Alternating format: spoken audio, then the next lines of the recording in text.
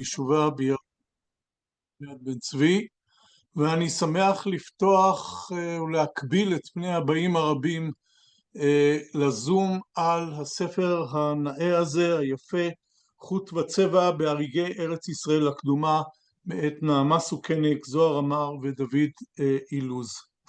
אני לא יודע אם אני קולע כאן לדעת הרבים שהתכנסו לכבוד השקת הספר הזה, כשאומר כי ליבנו גס, לא במובן הפוגעני, בקיומם של הצבעים בסביבתנו. כמעט איננו נותנים דעתנו לנוכחותם על פוסטרים, על בגדים, כלים, אריזות ועוד ועוד. העולם המודרני מקבל בנינוחות ובשלווה את הספקטרום הנפלא של הצבעים, וכמעט אינו נותן לדעתו לתהליך הכנתם, ייצורם, מרכיביהם, גם אם הם תעשייתיים.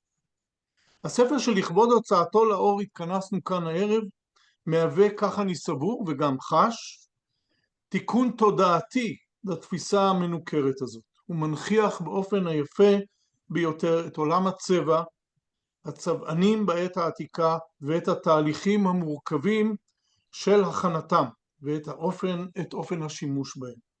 כפי שיתואר הדבר בידי הדוברים, נחשפים אנחנו לעולם שלם שיסודו בעדויות היסטוריות ובממצאים מעולם החומר, כשאחד מאיר את רעהו ומסרטט את מפת השימוש בעולם הצבע. אני מבקש מדוקטור יניב מזומן, מנכ"ל יד יצחק בן צבי, לפתוח בדברי ברכה. בבקשה יניב. תודה רבה עודד, ותודה לכולם שהצטרפתם לכאן. אני מצטרף לדברים שלך, בראשית רוצה לברך את הכותבים, את המחברים על הספר היפה הזה, לדוקטור נעמה סוכניק, לפרופסור זוהר עמר ופרופסור דוד אילוז. עם דוקטור נעמה סוכניק גם הקלטנו יחד סקט, פודקאסט, אתם מוזמנים להקשיב ולהאזין, חלקו ודאי יעסוק בדברים שיהיו כאן בערב, אבל חלקו כאופי של דברי תורה שעשירים במקום אחד ועניים במקום אחר, אז אתם מוזמנים גם להאזין אליו, אז תודה לך נעמה גם על זה. ואני אומר שהספר הזה זה תורה וגדולה במקום אחד, כי יש ספרי מחקר שהם חשובים ויפים, אבל הספר הזה הוא גם ספר מחקרי וגם פשוט ספר יפה, ספר יפה, נאמר, תאווה לעיניים. עודד דיברת על הצבעים ועל הדרך שבה היום לעומת העבר, אני חושב שהשילוב של טכנולוגיה ומחקר ואהבה לארכיאולוגיה, זאת אומרת, יש פה כמה אהבות שמשתלבות יחד, אהבה לאסתטיקה, אהבה למחקר, אהבה להבנה איך אנשים צבעו, ולא רק איך אנשים צבעו, מה היה המקום של הצבעים, מה היה המשמעות שלהם, מה הייתה המשמעות של הצבעים במעמד, בפולחן הדתי, כן, בהרבה מאוד סוגיות. הדרך המרתקת של להפיק את הצבע, הדרך המרתקת של לצבוע, היוקר של העניין הזה, העניין המעמדי שבסיפור הזה, הספר חושף באמת גם הרבה טכניקות מרתקות, ומסע בעצם אל המשמעות התרבותית, הרוחנית, החברתית, ואני חושב ששמתם על מדף הספרים עוד פרק מאוד מאוד חשוב, מעניין, ושוב אסתטי. אז אני רוצה באמת להודות כאן ביד בן צבי למכון לחקר ארץ ישראל ויישובה, וזה לא מחקר קצר הספר הזה, אז לכן אני יותר מכך רוצה לברך את המחברים. זה פרי מחקר רב שנים, ויש ביד בן צבי בכלל מקומות, ספרים שהם הם מפעל מחקרי, אז באמת חגיגה מחכימה.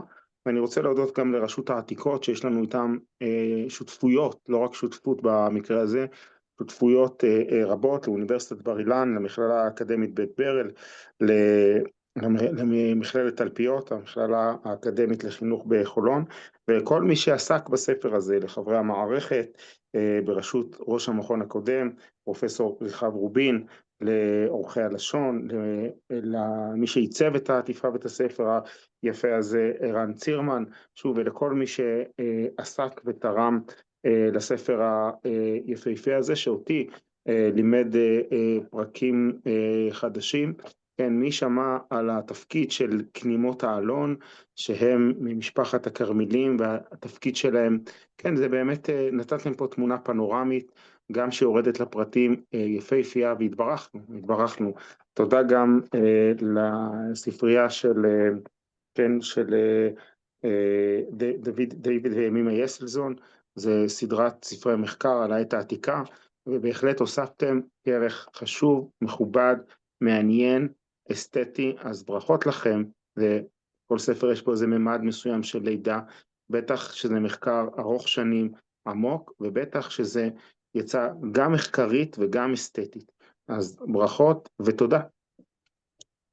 תודה יובל. עכשיו החתן, המחותן השני כאן, דוקטור יובל ברוך מרשות העתיקות, אף הוא מבקש לברך. יובל, בבקשה. אתה במיוט. דוקטור יניב מזומן, מנהל היעד, פרופסור עודד הירשהיים, מנהל המכון לחקר ארץ ישראל ויישובה, עורכי המחקר וכותבי הספר, דוקטור נעמה סוכניק, פרופסור זוהר אמר, דוד אילוז, דוקטור דוד אילוז, עמיתים, חוקרים, עוצרים וקהל נכבד. ערב טוב, שלום לכולם ותודה באמת מכל הלב על ההזדמנות להשתתף בערב כה מרגש. הדגש הוא על המרגש במקרה הזה. הספר שאת השקתו אנחנו מציינים כעת הוא פרי מחקר רב-תחומי. חלקו נעשה בשדה, חלקו במעבדות, וחלקו האחר נעשה במחסנים, מה שאצלנו מגדירים מחסני אוצרות המדינה. ולמעשה כל כולו אות וכבוד לשיתוף פעולה בין חוקרים ממוסדות שונים. מנהל היעד יניב הזכיר חלק מהמוסדות. מוסדות שונים, ובעיקר מתחומי מחקר וידע שונים ומגוונים אחרים. וצריך לזכור, וכאן זאת תהיה תרומתי, שלמעשה זו אחת ממטרותינו החשובות ברשות העתיקות, והחוקרים שמשתתפים כאן בזום יכולים להעיד על זה.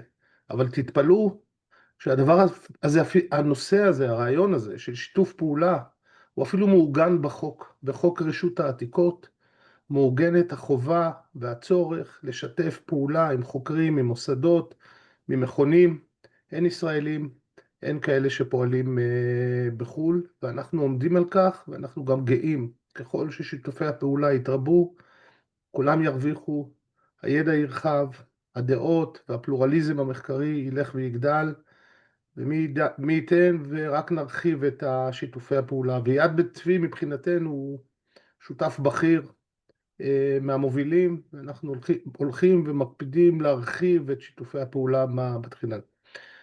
בין תפקידי הרשות, רשות העתיקות, שהם מגוונים, חפירות, פיקוח, כל מה שהקהל הרחב כולו יודע ומכיר, נמצא גם נושא של אוצרות. לכאורה נושא שבשוליים. למעשה, כחלק מהחובה החוקית, יש גם חובה על רשות העתיקות, ורשות העתיקות כמייצגת את הנושא מטעם המדינה ומטעם החברה הישראלית, לשמור ולשמר את אותם ממצאים.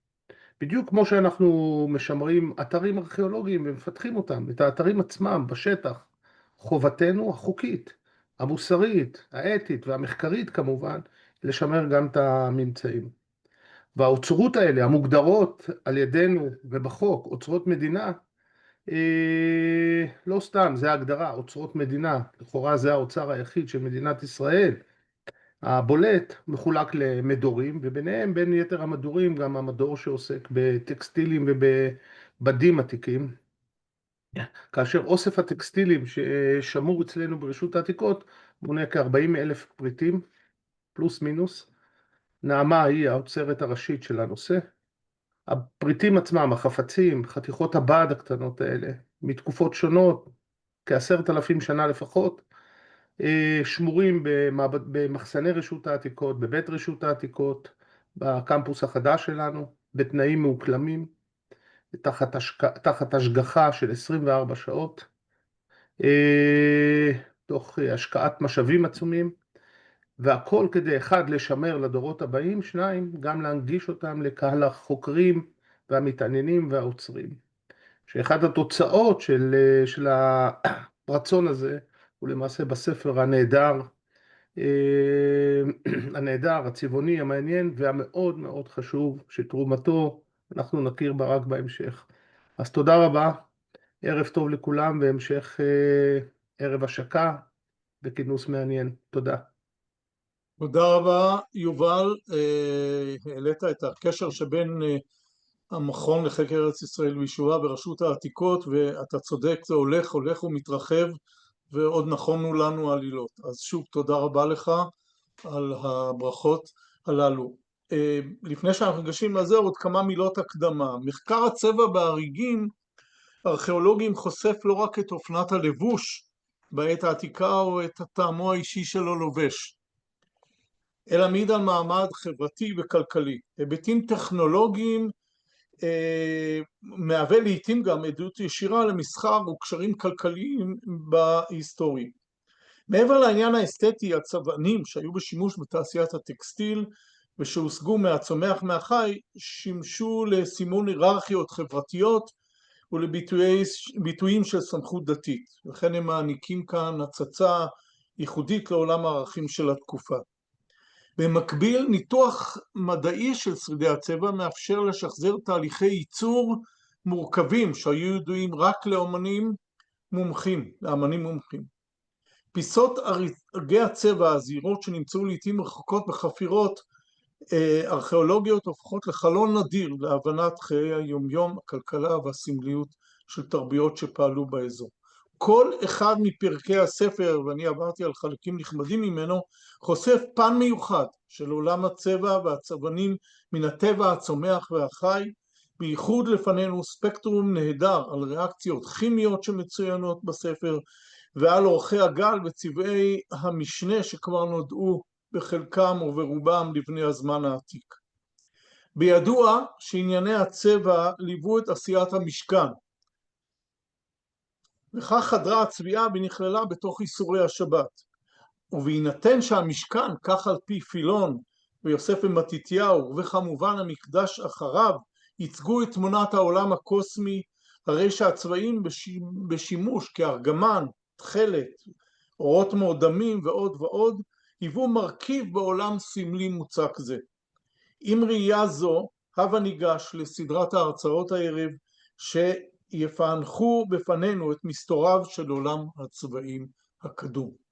ראשון הדוברים הוא פרופסור זוהר עמר, מחלקה לימודי ארץ ישראל וארכיאולוגיה באוניברסיטת בר אילן, מתמחה בתולדות הטבע וחיי היום-יום בעת העתיקה.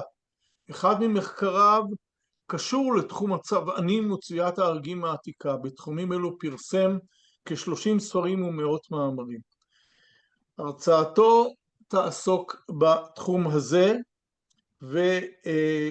ובבקשה, זוהר.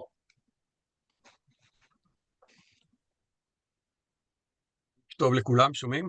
שומעים. כן.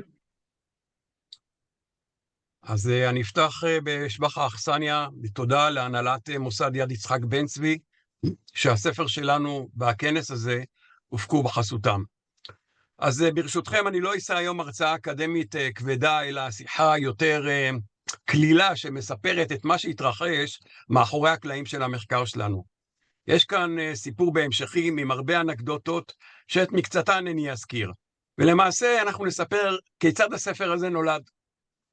ובכן, נקודת ציון, הייתי אומר, משמעותי, החלה כאשר עסקתי בנושא של תולעת השני.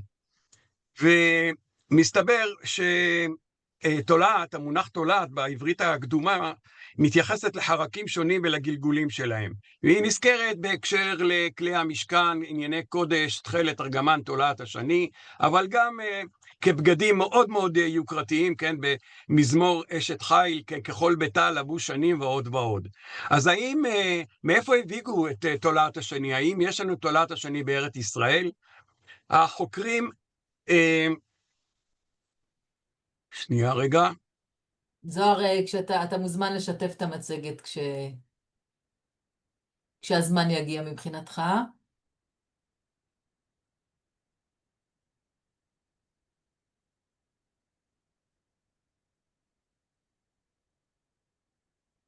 מצוין, רק להעביר את זה למצב גדול, או על דרך הספרון או דרך הגביע, מצוין. אוקיי, אז כאמור, תולעת השני מופיעה במקורות, והשאלה מהיכן היא הגיעה, ויש, רוב החוקרים סברו שהיא יובאה מחוץ לארץ. למשל, מה שבא בחשבון מבחינה היסטורית זה כנימה שגדלה באזור ארמניה. כאן אנחנו נמצאים בשמורת טבע היחידה בעולם בארמניה למרגלות הר ערערת, שבה ניתן לראות את הכנימה. אפשרות אחרת שהכנימה היא כנימת אלון, אבל שהיא גדלה על מיני אלון באירופה. כאן אתם יכולים לראות כנימות שמצאנו ביוון. אגב, אנחנו מדברים פה על כנימות, כן, העיגולים האלה, כן, בגודל של 4, 5, 6 מילימטר סך הכל. אבל מה עם ארץ ישראל? אני החלטתי בכל זאת לנסות לחפש, ובמהלך של עבודת שדה, כמעט 4 שנים של טיפוס על עצים, בסופו של דבר, בטיול משפחתי, שבזמן שמתארגנים על האוכל, אחד הילדים יורד מהעץ ומראה לי כל מיני חרקים, כל מיני כנימות שהידיים שלו אדומות, ופה, איך אומרים, כאן כבר חשדנו, וכמובן היינו צריכים לבדוק האם הכנימה הזאת היא מפיקה צבע, כי מכל הכנימות שאספנו עד עכשיו, לא הצלחנו להפיק צבע. אז בעזרת מרשם ימי ביניים מהמאה העשירית לפני הספירה, הלכנו למטבח הביתי, וכן, אתם יכולים לראות פה את הצילום של שחזור הפקת הצבע. מצד שמאל אנחנו רואים את גזעת הצמר הלבנה, רואים תמיסה של מים עם מלח שנקרא אלום, שהוא משמש כחומר מקבע, וכאשר מבשלים את הכנימות אנחנו מקבלים תמיסה אדומה, וכאשר אנחנו מכניסים את הצמר הלבן לתוך התמיסה, אנחנו מקבלים צמר בצבע כתום. אז כן, חזרנו למקורות ובאמת ראינו שהצבע השני הוא כתום. אפשר גם לקבל גם גוונים אחרים, תלוי במה שקורה. הכנימה הזאת היא נמצאת בכל מקום בארץ, מגובה 400 מטר ואילך, והבדיחה הידועה במשפחתי שכאשר התחלנו להסתכל, אז מצאנו אותה על עץ האלון בכניסה לבית. אז רצינו להמשיך הלאה, ורצינו לבדוק באמת את הנוסחה הכימית. פניתי למומחה גדול בנושא של בדיקות אריגים קדומים, רדפתי אחריו איזה 2-3, וראיתי שאין שיתוף פעולה, והייתי די מאוכזב, מאוד מתוסכל, ובאותם הימים אני מלמד באוניברסיטה יסודות הבוטניקה, ובמעבדה אני פוגש את ידידי פרופסור דוד אילוז, שותף, ואני מתנה בפניו את צערי, והוא אומר מה הבעיה? כן, דוד בעצם מתמחה בתחומים דומים, הוא עוסק בפוטוביולוגיה של עצות ואלמוגים, אבל שיטת המחקר שלו היא באמצעות מכשיר שנקרא HPLC, ולמעשה הוא יכול לבצע את הבדיקה. וכך התחלנו בעצם במסע משותף, והנה גילינו שתולעת השני שלנו דומה, גם מבחינה גנטית וגם מבחינת הנוסחה הכימית לאחותה שנמצאת באירופה. יצא בכתב עת שנקרא ביוסיינס, ואתם יכולים לראות, כן, המחקר אחר כך פורסם בספר. המשכנו במחקרים אחרים, אנחנו שותפים גם במחקר של האפרסמון, צמח הבושם היוקרתי ביותר של ארץ ישראל, הייתי אומר האגדי, ובניסיונות להשיב אותו לארץ ישראל. והנה באחד המחקרים אנחנו שומעים שבחפירות עין בוקק, כן, שחפרו גיחון ופישר, הם מפרסמים ספר וטוענים שיש שם בית מרקחת, לא פחות ולא יותר, ושם אולי רקחו את האפרסמון. ביקשנו לבדוק את זה מבחינה אנליטית, קיבלנו את החומר, לפני כן כבר בדקנו את הפקית מקומרן במקומות אחרים, והנה, לא הצלחנו למצוא שרידים, לפחות עד עכשיו לאפרסמון, אבל אנחנו מצאנו שם שרידים לאינדיגו, אינדיגוטין, ובעצם ייתכן מאוד, ככה אנחנו מעלים השערה, שהמתקן הזה הוא לא פחות ולא יותר מפעל להפקת אינדיגו, ניל, וזה מקשר אותנו למשל לזרעים של ניל שנמצאו בעין גדי העתיקה מהתקופה הביזנטית, ואנחנו הצענו גם איזה מודל שמראה איך המקום הזה פעל. מצד שמאל אתם יכולים לראות אפשר כבר לחוש, כן, מהם המקורות של העבודה שלנו. אתם רואים פה כתב יד ערבי, כן, שהוא לא רק מתאר את אופן ההפקה של צבע האינדיגו, הכחול, אלא גם הוא מאויר, וזה כמובן מסייע מאוד בנושא של המחקר. לפני כ-20 שנה, כאשר הייתי ראש מחלקה, מגיעה למשרד סטודנטית צעירה וביישנית בשם נעמה. אתם תכירו אותה עוד מעט, והיא שאלה אם אני יכול להציע איזו עבודה לתזה, וחשבתי בין היתר, הצעתי כמה נושאים, והצעתי לה לעסוק בנושא של זיהוי סממני הצביעה שבהריגים עתיקים, הפניתי אותה גם לפרופסור דוד אילוז, וכמנחים אולי משותפים, והיא עברה הרבה מאוד התלבטויות וחיבוטי נפש, בסוף היא הסכימה לקפוץ לאירוע הצביעה הרותחת, והשאר זה היסטוריה. אז היא מתחילה לעבוד על החומר שנמצא באתר מואה, אני מדבר מה שנקרא היום אורחן מור שבערבה על דרך הפסמים, יש שם הרבה מאוד הריגים, יש הריגים אדומים, הם ברובם נצבעו על ידי פרועת הצבעים, יש הריגים חומים מסממנים שונים, אבל מה שמעניין פה רבותיי וגבירותיי, אני רואה פה הרבה מאוד ירוק, וזה משהו שהוא קצת יוצא דופן, אנחנו לא מכירים סממנים, כן, שמהם מפיעים את הצבע הירוק, ואכן הבדיקה במכשיר ה-HPLC הראתה שמדובר פה בצביעה כפולה, כלומר אני יכול לשחק, לצבוע פעמיים, פעם בכחול אינדיגו ופעם בצהוב, עם קרקום, עם רחפה וכו', ואז אני מקבל צבע ירוק. זה מאפשר לנו פה אין סוף של גוונים, זה מאפשר לנו לזייף, כן, כל מיני הריגים עתיקים, וכמובן בכל התקשורת, כן, מחקר ארכיאולוגי קובע הרומאים לבשו ירוק.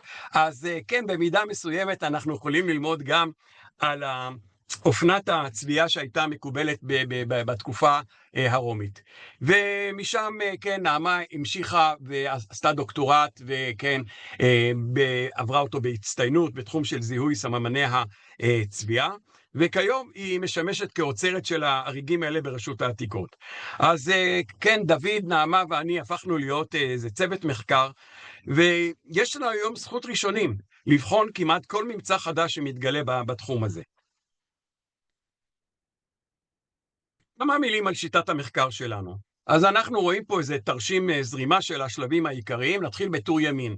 אז אנחנו מתחילים בסקירה ספרותית של הצבענים השונים, ופה המקורות שלנו מגוונים, ספרות חז"ל, ספרות יוון ורומי, ספרות ימי הביניים וספרות הערבית, כן, אנחנו בודקים גם כתבי יד, ספרות אתנוגרפית מהעת החדשה, ומחקרים בתחום הצביעה המסורתית בישראל.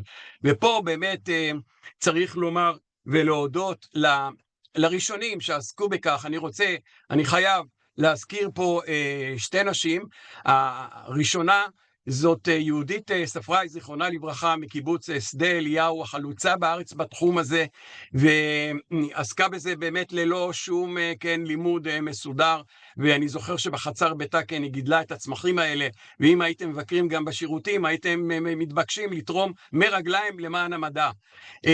אתם יכולים, מצד שמאל אנחנו זכינו להוציא לאור מחדש את העבודה שלה, הצמר והצבע, זאת היא עבודה עם פרי ניסיונות של שנים, ואני מאוד ממליץ לרכוש. מצד ימין אנחנו רואים רק דוגמה אחת, כן? יש לנו את המשנה במסכת שבת, קליפי אגוזים, קליפי רימונים, מיסטיס בפועה כדי לצבוע בהם בגד קטן. אז מה המשמעות, כן? מה המשמעות של המשנה הזאת? אפשר ללמוד אותה והיא תחלוף לידינו, וזה לא יאמר לנו הרבה, אבל מבחינתנו המשנה הזאת, כמו שאתם רואים פה בתמונה וגם שחזורים שעשינו, זאת משנה חיה. אנחנו יכולים בעזרת המחקר, כן, ההווה הוא מפתח לעבר, להחיות בעצם את העולם הקדום.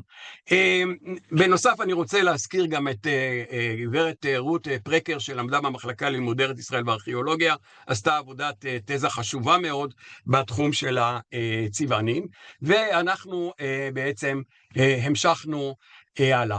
ובכן, אני חוזר לתרשים, אז אחרי שעושים את הסקירה הספרותית, אנחנו מתחילים לנסות לצבוע באמצעות הסממנים עצמם. אנחנו מחפשים אותם, מלקטים אותם וכו'. ואחרי שאנחנו צבענו, כן, זה נשמע קל, אבל זה הרבה מאוד עבודה, הרבה מאוד ניסיון. אחרי שצבענו כל מיני גיזות, אנחנו בודקים אותם במכשיר ה-HPLC, שאולי נעמה תזכיר אותו בהמשך, הוא בעצם נותן לנו תעודת זהות כימית של כל אחד מהצבענים עד לרמת מין כמעט. במקביל, אנחנו לוקחים את הדגימות הארכיאולוגיות, ואני מדבר פה כן על דגימות מאוד מאוד זהירות, כן, אנחנו לא רוצים לפגוע בממצא, מעבירים אותם שוב דרך המכשיר ה-HPLC, מקבלים שוב את התעודת הזהות הכימית, ואז אנחנו בעצם משווים, והספריית ההשוואה שלנו, כן, מאפשרת לנו להגיע ולזהות באופן די ברור את הסממנים עצמם. יש לנו, הספריית השוואה שלנו, כן, היא מבוססת על מאות רבות של שעות של עבודה, של ניסיונות, והיא מכילה גם מאות סממנים. היום אני לא מגזים, כי אנחנו בודקים דברים שנמצאים גם בארץ וגם בחוץ לארץ, אבל נראה מדוע הדברים האלה חשובים, ובנינו פה ספריית השוואה, אולי בין הטובות ביותר בעולם, ובעצם זה לא נגמר. כל הזמן אנחנו צריכים להוסיף ולהוסיף ולהוסיף. אז מדוע חשוב לבדוק גם סממנים מחוץ לארץ? ובכן, כמובן שהדבר הזה יכול לאפשר לנו לראות האם יש היו קשרים בעבר, קשרי מסחר ועוד ועוד ועוד, וכאן אני משתף אתכם עם שיטוטים בעולם בעקבות צביעה מסורתית. מצד ימין זה מאוזבקיסטן, כאן זה צביעה באמצעות פועה, אבל זה צביעה הרבה יותר מורכבת, ומצד שמאל, כן, זה מנסיעה האחרונה בקמבודיה. באזור נידח בקמבודיה ישנה גברת מומחית עולמית בשם מידורי, שהקדישה את כל חייה לטובת העניין.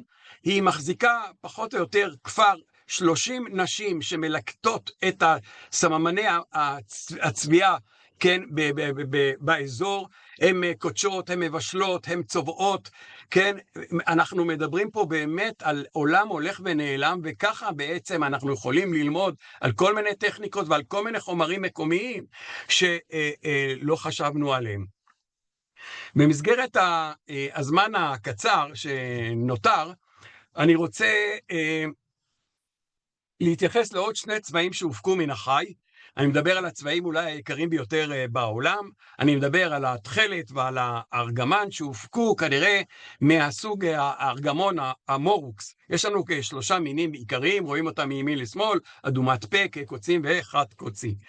ובכן, הסיפור הזה הוא די מפורסם בציבור. החל מ-1989, אנשים מתחילים להטיל תכלת בציצית, ואתם יכולים לראות, כן, אנשים הולכים עם תכלת, כן? אז אני חשבתי שהסיפור הזה הוא פחות או יותר מוצא, ואני רציתי לעסוק בארגמן. בארגמן כמעט אף אחד לא עסק. והנה, בין החלוצים שעסקו גם בארגמן וגם בתכלת, כמובן זה הרב הראשי, הרב יצחק הרצוג, הסבא של נשיא המדינה דהיום, ובעבודת הדוקטורט שלו הוא קדושה לטובת העניין, ורבותיי שימו לב, יש לנו באמת את המסמך מאוד מעניין, הוא לא עסק רק בתיאוריה, אנחנו יכולים אפילו לראות כאן במרכז המצגת אפילו ניסיונות של צביעה, ומצד שמאל אתם יכולים לראות כן צביעה של תכלת שעושים בימינו. כאשר עוסקים במחקר חייבים לפתוח את כל הספקטרום, אי אפשר להצטמצם במשהו מאוד מסוים, צריך כל פעם לבחון מחדש את הדברים. כבר לפני הרב הרצוג, הרבי מרדזין חשב שאת התכלת מפיקים מהדיונון. האם אפשר להפיק תכלת מדיונון? בואו נבדוק. נסענו לים סוף, בעומק של 300 מטר יש שם דיונוני ענק, מצד שמאל אתם רואים דיונון אחר, מהים התיכון, מאוד נפוץ, מאזור יפו, ואתם יכולים לראות את הבלוטות, אותם היה צריך לבדוק, האם אפשר להפיק מהם, לדעתנו לא, אבל כל דבר צריך לבדוק. ארגמן כאמור היה מופק מהחילזון, או כקוצים, וכנראה שגם חד קוצים, ועל זה אנחנו נתייחס בהמשך, אבל כאשר הרמב"ם מפרש המשנה, מגיע למונח ארגמן במשנה, הוא כותב בערבית זה לק. ובכן, הרמב"ם כבר לא הכיר את הארגמן מהחילזון, זה הייתה כבר היסטוריה, והוא מציע שהארגמן זה כנימה שקוראים לה לק או לקה. כן, הלקה המודרנית היום היא עשויה מחומר, כן, כימי, אבל עד לפני כ100 שנה, שאומרים סתם לק, זה מבוסס על אותה כנימה שגדלה בארצות שונות בדרום מזרח אסיה, ופה לקחנו שוב מתכונים מאוד מאוד קדומים, וניסינו לשחזר את הלק על פי הרמב"ם, ושימו לב, הרמב"ם לא היה רחוק, תראו את הגוונים של אפשר להפיק ממנה במרכז, אפשר לראות ממש ארגמן, בורדו, אדום, בוהק, שאפשר להפיק מהכנימות האלה. אבל אני רציתי לעסוק בעיקר בארגמן שמבוסס על החלזונות האלה. פניתי לעמותת תכלת לחבריי, ושאלתי אם הם יכולים לסייע בידי. בנושא של הארגמן הם אמרו לי לא, אנחנו מתמחים בתכלת ממקעי קוצים. ובלית ברירה הייתי צריך להתחיל במסע ארוך, על מנת לחפש את החלזונות האלה, ועל מנת להפיק את הצבע. החלזונות כאמור גדלים בארץ ישראל, אבל יש בעיה קטנה. הם מוגנים על פי חוק. רשות שמורות הטבע, באמת, ברוב אדיבותה, אפשרה לי לבדוק 10 חלזונות, וזה אפילו לא מתחיל. ולכן הייתי חייב בעצם לנסוע לחוץ לארץ, נסענו כמה וכמה פעמים. המחקר הראשוני נעשה באיטליה, באמצעות קשרים של המשפחה האיטלקית שלי, הגענו למקום. שימו לב, אתם נמצאים עכשיו בשוק הדגים הסיטונאי במילאנו, שוק הדגים הגדול ביותר בעולם, זה יותר מחצי קילומטר, כן, של סיטונאים שעוסקים, ואפשר לייבא לשם כל מה שעולה בדמיון, כל דגה, כל סרטן, כל וכו' וכו'. אתם רואים פה דגי חרב, רואים פה טונות, הוא פתוח רק בלילה, ביום הוא סגור, צריך רישיון מיוחד להיכנס, ושם שכרנו מעבדה ועובדים, והנה מצד שמאל, הנה זה כבר מגיע, אתם רואים פה את המלגזה, הוא מגיע פה עם שקיות, עם כמה קילוגרם שאתם רוצים, אין שם שום בעיה, הסיבה היא פשוטה, כרגע יש בים מספיק חלזונות, והם אוכלים אותם, כלומר זה מותר על פי חוק, והאיטלקים האלה חשבו שהיהודים האלה מטומטמים. מפני שכאשר אני מפצח את החילזון, אני מוציא את הבלוטת צבע, זה משהו מאוד מאוד קטן, זה החלק שהם זורקים. אבל את החילזון עצמו אני זורק והם אוכלים. הם לא הבינו מה קורה פה, אבל זה בסדר. זה מה שעשינו. הפקנו משם את הבלוטות צבע, בואו נראה איך עובדים. אז כן, בעקבות הקדמונים אנחנו מפצחים את החלזונות, מצד שמאל אתם רואים איך אני מוציא, כן, במקרה הזה מארגמון חד קוצי, אני מוציא את בלוטת הצבע, ושימו לב לידיים, הידיים נצבעות בצבע ארגמני, הצבע הזה לא נמחה. 10 ימים הייתי כך, חזרתי ארצה, הידיים היו בכיסים, קשה לך ללחוץ ידיים, שואלים מה קרה. וזה כמובן היה חלק מהסיפור, יכלתי לעבוד עם כפפות, אבל זה לימד אותי, כן, את מה שנאמר במשנה במגילה, מי שידיו צבועות בעיסת איסופואה לא יישא את כפיו בפני שהעם מסתכלים בו. כלומר, בברכת כהנים, כן, לפחות כמו שיהודי תימן עושים, שהאצבעות הן חשופות לעיני הקהל, אז מי שהאצבעות שלו הן כחולות, אז כן, זה יכול להסיח את הדעת. אז שוב, למדנו פה פרק, גם במשנה, אתם יכולים לראות פה למטה, מתחת לפיצוח, תנור מיוחד, יהודי, שהטסנו מישראל לאיטליה, ובו, מחוסר קוצר הזמן, בעצם ייבשנו באופן מאוד מבוקר, את הבלוטות האלה למעלה, הבלוטות הסגולות של קעי קוצים, למטה של חד קוצים, והבאנו אותם לארץ. אבל, ניצלתי את ההזדמנות ועשיתי משהו שעד עכשיו כמעט ולא היה קיים, זה לעשות צביעה בחומר חי. אחד מהדברים המעניינים ביותר זה הצביעה בארגמון חד קוצים, ואתם יכולים לראות את הגוונים היפהפיים, כן, של ורוד עד בורדו, אבל בתנאים מסוימים אנחנו יכולים לקבל טורקיז ואפילו תכלת. ובכן, הסיפור של התכלת הוא לא מצומצם, אנחנו פותחים פה את היריעה, והראיתי שאפילו גם מארגמון מאדומת פה ניתן להפיק תכלת. כן, אנחנו לא מסתפקים, אנחנו כל פעם מחפשים אתגרים חדשים. לצבוע סט ציציות זה בסדר, אפשר לצבוע גם 50 סטים, אבל טלית שכולה תכלת יצא לכם פעם? טוב, אני את המושג טלית שכולה תכלת אני מכיר רק ממקורותינו, זה ביטוי מאוד מאוד יפה, אבל הביטוי הזה שוב הוא ביטוי אמיתי, באמצעות נדבן. שחשקה נפשו בתכלת, או בטלית שכולה תכלת, כן? אז שחזרנו את הצביעה הזאת שהיא מורכבת, שוב, ממאות חלזונות, זה צביעה קצת יותר מורכבת, צריך קצת ניסיון, כי אנחנו רוצים שגם הצביעה תהיה אחידה ויפה. אתם רואים פה מצד שמאל את דוד ואותי, ונעמה מאחורה, לא רואים אותה עכשיו, את יכולה להרים את היד ואז יראו אותך. אז זה לגבי כל מיני ניסיונות בצבעים. אגב, מצד ימין אתם יכולים לראות, כן, את ספר הארגמן שסיכם חלק נכבד מהמחקר שלנו. כמה מילים על המחקר האחרון. חזרתי לנושא של התכלת. לאחר 10 שנים של הפסקה, ראיתי שיש עוד הרבה מה לעשות. ובכן, החילזון הזה הוא מאוד מאוד יקר, והיו לו גם הרבה מאוד זיופים זולים, מצמחים. אז אתם יכולים לראות פה. מצד ימין, כן, גיזה מארגמון קוקצים, באמצע ניל הצבעים, ומשמאל איסטיס. מה שבניל הצבעים ואיסטיס הם שני צמחים שיש בהם את האינדיגוטין, בעצם אותו מרכיב כימי, זהה לחלוטין לחילזון, ורק במעבדה אפשר לראות שבארגמון קוקצים יש רכיבים נוספים. אי אפשר להבחין בזיוף, חד וחלק. לכן קונים ציצית רק ממומחה, וזה היה בשתי חותמות, והגמרא במסכת מנחות מביאה מרשם, איך אנחנו יודעים להבחין בין תכלת אמיתית לתכלת מזויפת, וניסיתי בעצם לבדוק את הסיפור הזה. סיפור לא פשוט, כי הסממנים שנזכרים, גם בהם יש מחלוקת.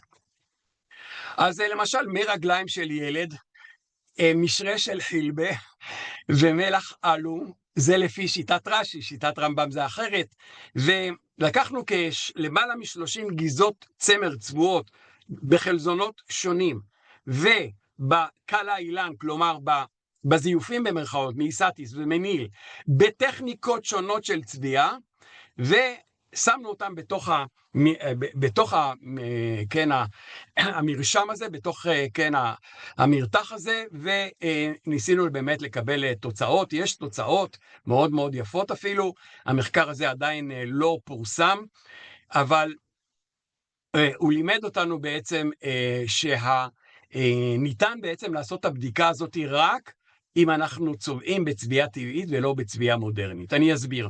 כאשר היום צובעים למשל תכלת, אז צובעים את זה באמצעות מלחים מאוד מאוד חזקים. התהליך יכול לקחת 20 דקות, וזהו.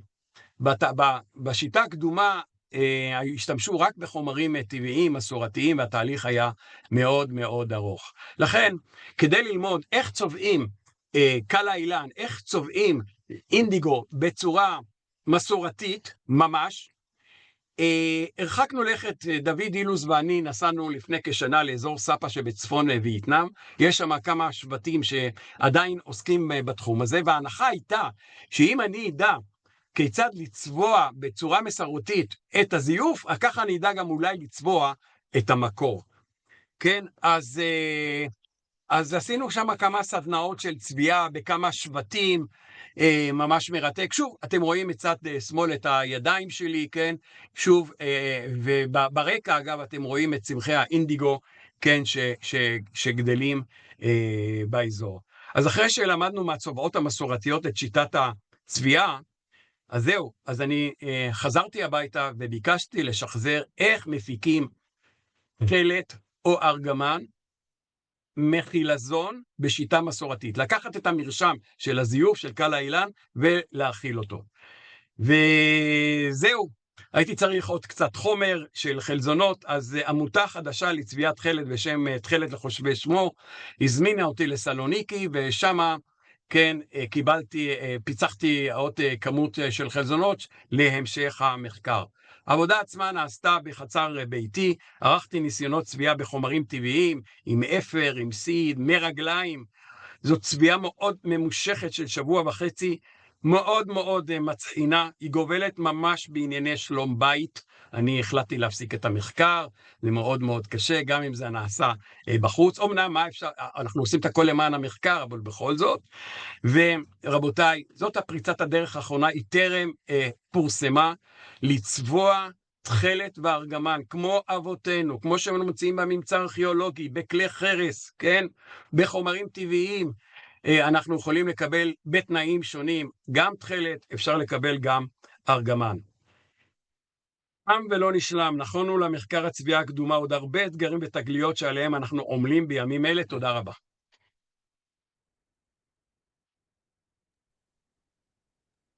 תודה רבה זוהר על ההרצאה המרתקת, המסעות בעולם והתגליות המופלאות האלה, באמת מקרב אותנו שוב לתמונת הספקטרום הזאת מאזרבייג'אן.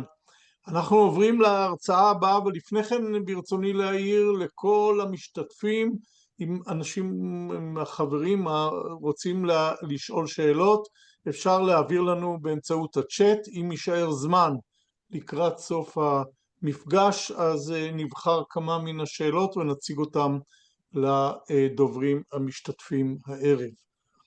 ובכן, ההרצאה הבאה היא של פרופסור ארז בן יוסף, מהחוג לארכיאולוגיה ותרבויות המזרח הקדום באוניברסיטת תל אביב, והוא משמש כיום כראש המשלחת של החפירות המחודשות בבקעת תמנע.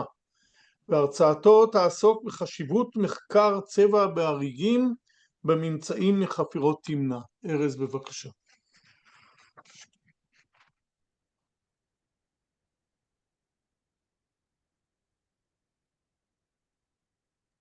אוקיי. ארז, אם תוכל רק להעביר את זה למצב של מצגת מלאה. יופי, זה עובד? כן. מצוין. טוב, אז זה ערב מאוד מרגש, ואני רוצה להתחיל כמובן בתודות על ההזמנה להשתתף בערב הזה. אני חושב באמת שמחקר הצבעים של ההריגים בתמנע הוא מדהים, הוא חושף אותנו לעולמות שלא ידענו בכלל שהם קיימים, ואני אנסה לחלוק חלק מהתובנות במעט זמן שיש לי. אבל ראשית כמה דברים. בקעת תמנע זה אחד המקומות היפים בארץ, אתם בטח מכירים, ואנחנו עובדים שם כבר מעל 15 שנים. זכיתי לעבוד במקום מאוד מאוד יפה, ויש כמובן בפרויקט חפירות כזה הרבה אנשים שמשותפים למאמץ, שיתוף פעולה מעולה עם רשות העתיקות וגם עם הפארק, עם הנהלת הפארק, ועבודה מבין כל האנשים השונים שאנחנו עובדים איתם. עם נעמה הייתה מדהימה מתחילת הדרך, הייתה מאוד נעימה ומאוד מלמדת, ואני למדתי המון.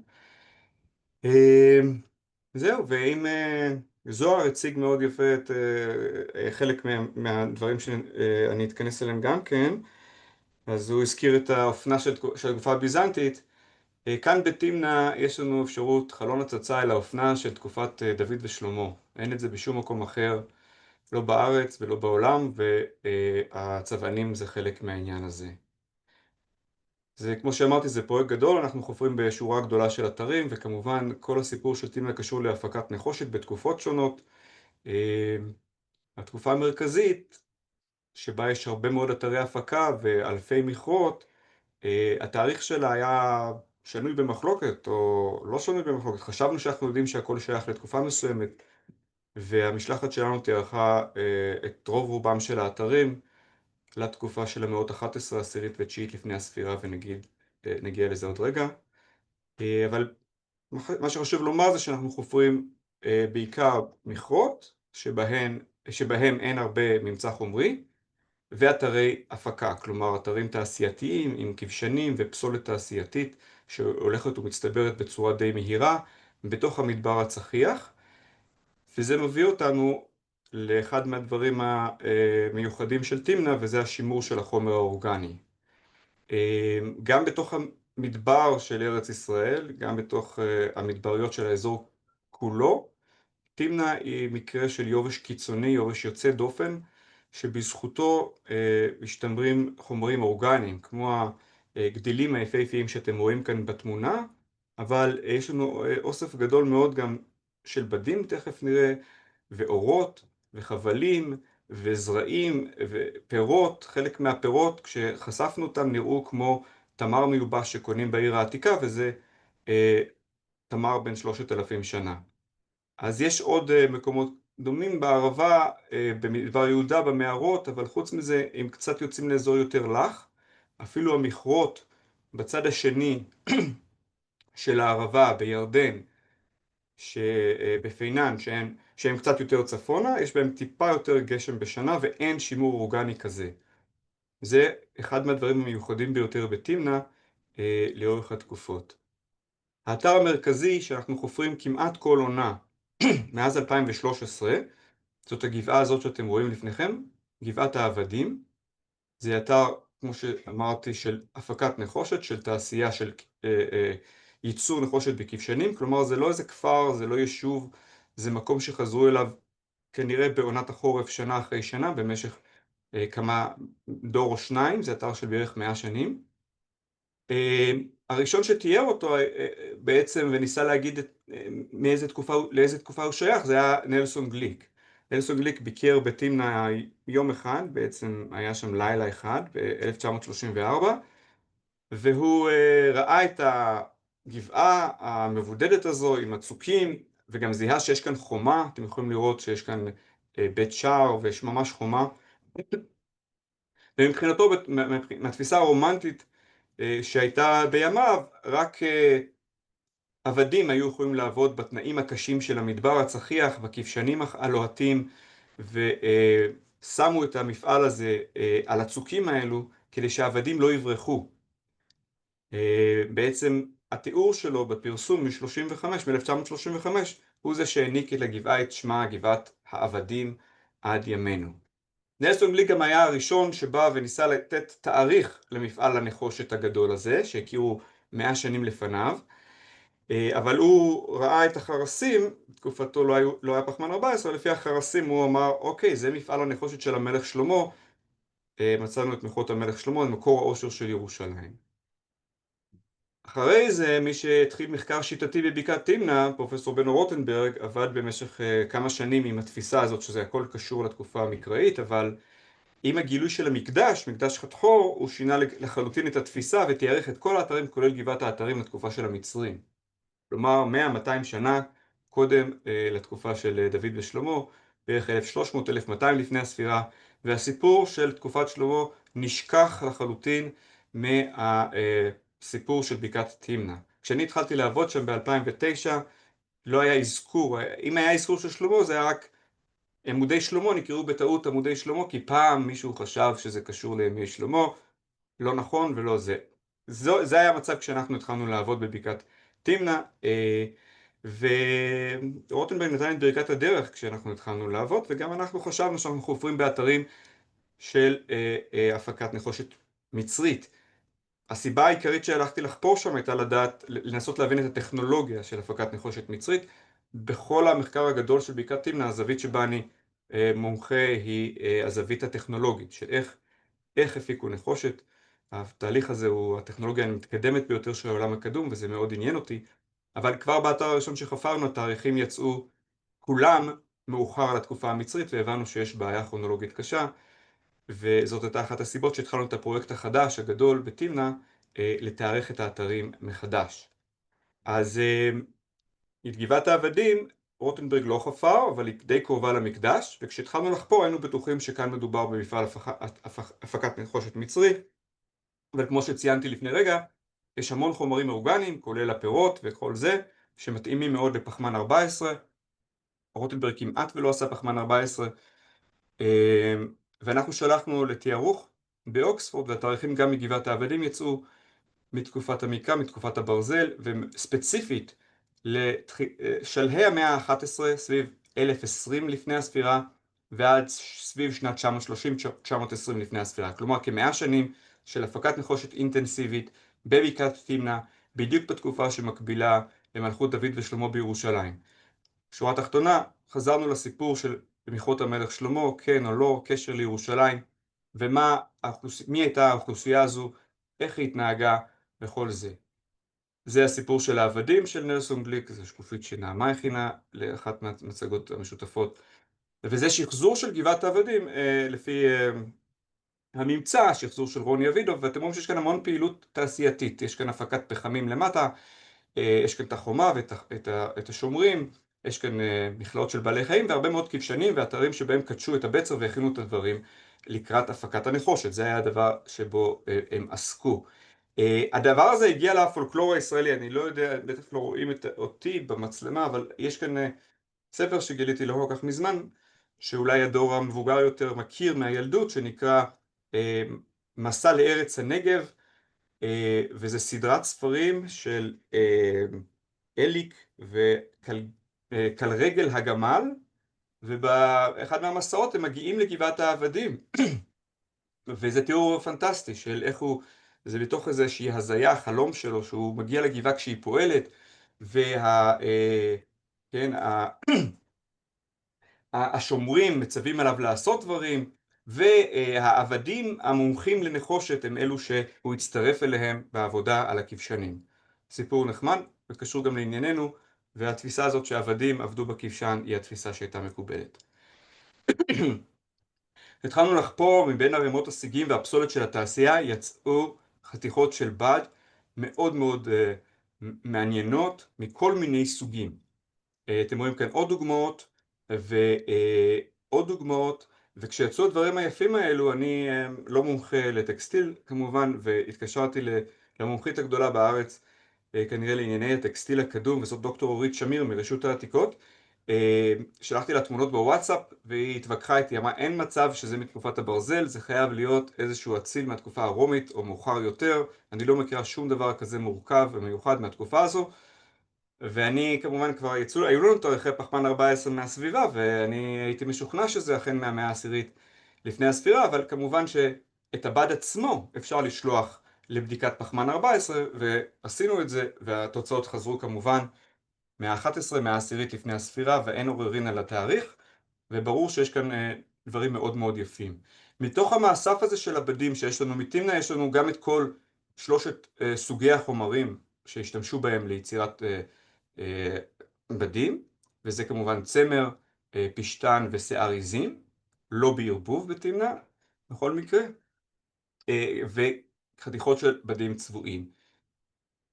יש לנו גם, אני רק אציין שלא רק דברים יפים, יש לנו את כל הסוגים של הדברים, שקים וכנראה חתיכות של יריות אוהל וחבלים וכל מנעד החומרים האלו שהיו בגבעת העבדים. כאן נוצר הקשר עם נעמה, שראתה שיש לנו בדים צבעוניים ונוצר חיבור מאוד טוב, וכמובן עם דוד אילוז וזוהר עמר והמעבדות, כשנעמה הובילה הפרויקט שהראה שהצבע האדום בתימנה הוא פועת הצבעים, פרויקט של אנליזה כימית, כמו שזוהר הציג בהרצאה הקודמת, עם הסממנים המיוחדים, וזה היה מאוד מאוד מעניין, כי יש כמובן צבעים הרבה יותר פשוטים, הרבה יותר זולים, והאדום מתברר כפועת הצבעים, שזו צביעה מורכבת, וכמובן צמח ים תיכוני, שבוודאי לא גדל באזור, ומדובר כאן על יבוא של בגדים יוקרתיים שנעשו בעמל רב, במומחיות מאוד מסוימת, והכחול הסתבר כאיזטיס, שהוא גם הוא צמח ים תיכוני, שכמובן גדל באזורים הרבה יותר צפוניים בארץ, וגם הוא צביעה מורכבת, צביעה כימית של חיבור כימי של הצבענים לתוך הצמר, ואנחנו רואים את זה עד ימינו. אז הדבר העיקרי שבתחילת הדרך קרה, זה שהתצפיות על הצבענים של נעמה התווספו לתצפיות על ההריגים והעבדים ולתצפיות נוספות על עושר מאוד גדול של הממצא בגבעת העבדים מבחינת המזון. למשל, יש לנו מאסף דגים, האנשים שמאכלו דגים שהגיעו מהים התיכון וסביבתו, ודווקא לא מים סוף. צאן, כן, עיזים, כבשים, אבל גם בקר, שעורה, חיטה, כל 7 המינים, וגם שקדים ודברים נוספים. בקיצור, יש כאן תצפית מאוד חזקה שהאנשים שעבדו בגבעת העבדים, אנשים שפעלו בגבעת העבדים, לפחות חלקם, לא היו עבדים. ומי שמגיע מהצד של מטלורגיה קדומה, זה לא מפתיע. כיוון שהחרשי מתכת, למרות שהעבודה היא קשה, זה כבשן חם, זה לוקח הרבה שעות, וגם להיות רופא זאת עבודה קשה, המיומנות, הידע הוא כל כך מתוחכם, אמרתי, זו הטכנולוגיה המתוחכמת ביותר של העולם הקדום, שכמובן בעל המקצוע היה לו מעמד גבוה בחברה שלו. בחברות מסורתיות שמפיקות מתכת בימינו, יש להם, לחרשי המתכת יש הרבה פעמים מעמד של כהנים. הם בעצם מוסיפים גם איזשהו קסם, איזשהו קשר עם האלים, כדי שהתהליך הזה יצליח ולא ייכשל ותצא המתכת מהאבן. ולכן התצפית הזו מאוד מסתדרת עם איך שאנחנו מבינים את התפקיד של חרשי המתכת בחברות הקדומות, והאליטה של אותה חברה שחיה בגבעת העבדים, האליטה של אותה חברה שעסקה בקריאת הנחושת, גם הייתה זו שנמצאת בגבעת העבדים, בהבדל מהותי מהאנשים שעבדו במכרות. מכרות זה עבודה פשוטה, עבודה טכנית פשוטה, שעבדו שם אסירים ושבויי מלחמה, אנחנו יודעים את זה מהספרות, אבל זה שני עולמות שונים, שניהם כמובן נמצאים בתמנע, אבל זה ממש עולמות שונים לגמרי, אפילו עם סגרגציה של האנשים. המחנות האלו הם לא מחנות של קוראים, אני לא בטוח שלקוראים היה מותר בכלל להיכנס לאזור הזה. אזור של האליטה, ואנחנו רואים את זה בבדים ובצבעים. זאת היא תרומה אחת מרכזית של עניין הצבנים, אבל יש תרומה נוספת שהיא לא פחות מעניינת, והיא מחזירה אותנו לתקופת התנ"ך, למקרא, למי האנשים שעסקו בפעילות הזאת, ומה היה המבנה החברתי שלהם, איך הם היו בנויים, מי בעצם הם היו. אם נזכור שעד לפני החפירות שלנו, ראו בכל המפעל הגדול הזה כמפעל אימפריאלי של האימפריה המצרית, והיום אין לנו מצרים ברקע, מי שיש לנו זה רק אותם אנשים מקומיים, השבטים של הערבה, השבטים של דרום הערבה, באזור תמנע, השבטים של צפון הערבה, באזור פינן. אני מניח שהם הסתובבו בכל המרחב שגם הר הנגב ודרום עבר הירדן. אין ספק שהם עסקו בפעילות של ראייה, בנוסף לפעילות המטלורגית, בנוסף להפקת הנחושת. ואת השבטים האלו אנחנו רואים כממלכת אדום הקדומה. כממלכת אדום הקדומה. וזאת נקודה מאוד מרכזית, שמאוד שונה מאיך שחשבו על ממלכות בתקופת התנ"ך לפני המחקר הנוכחי. לפני המחקר הזה האמינו שכדי שאנחנו נוכל לדבר על ממלכה כלשהי, חייבים לדבר על יישובי קבע. ובתמנע אין לנו יישוב קבע אחד, גם לא בפינן. מדובר על אנשים, על אוכלוסייה שעדיין הייתה נוודית, ובכל זאת הגיעה להישגים מאוד מרשימים של ארגון, לוגיסטיקה, וכמובן אנחנו רואים כאן עדות לצבירה של עושר ולמעמד של אליטה, שמעמד שקשור לשלטון, לעומת מעמד נחות יותר, שעבד בעבודות הפשוטות יותר. זה מסתדר עם כל מיני תיאורים. עכשיו, אם אנחנו מדברים על מי האנשים האלו, לפי התיאור המקראי, כל האזור הזה של דרום הערבה היה חלק מממלכת אדום. כששלמה בונה נמל בעציון גבר, הוא בונה את הנמל בארץ אדום, זה כתוב בזה בפירוש בספר מלכים. לכן מבחינתנו הזיהוי הפשוט ביותר של האוכלוסייה הזו, שהפיקה נחושת במאה העשירית, היא עם האדומים.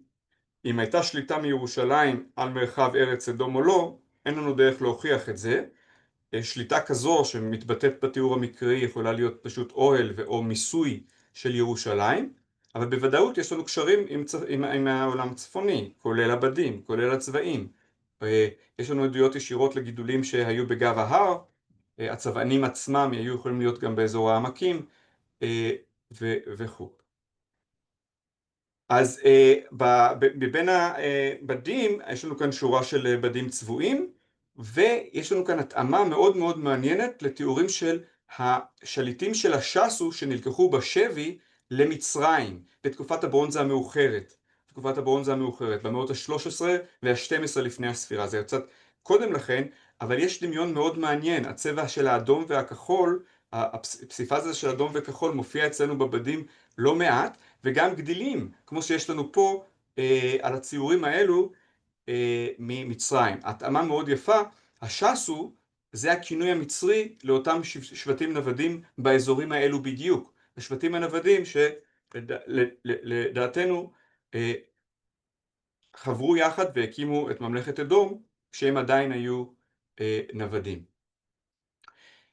ומבין האוסף הזה, באיזשהו שלב, נעמה ראתה שיש לנו כאן משהו קצת סגלגל, ואמרה בואו נבדוק את זה ואולי נגלה עוד צבענים. היא הגיעה מהעולם שמכיר את כל הצבענים כולם, אני פחות הייתי בקיא בעניינים האלו, ובוודאי שזה היה מאוד מעניין. ויום אחד אני מקבל טלפון למעבדה, ומה שאמר לי, ארז, אתה לא תאמין, יש לנו כאן ארגמן אמיתי, יש לנו כאן את הארגמן המלכותי, הצבע היוקרתי ביותר בעולם הקדום, הצבע שזוהר הזכיר בהרצאתו, ובאמת זה היה מאוד מאוד מאוד מפתיע על חתיכה אחת מאוד מאוד קטנה.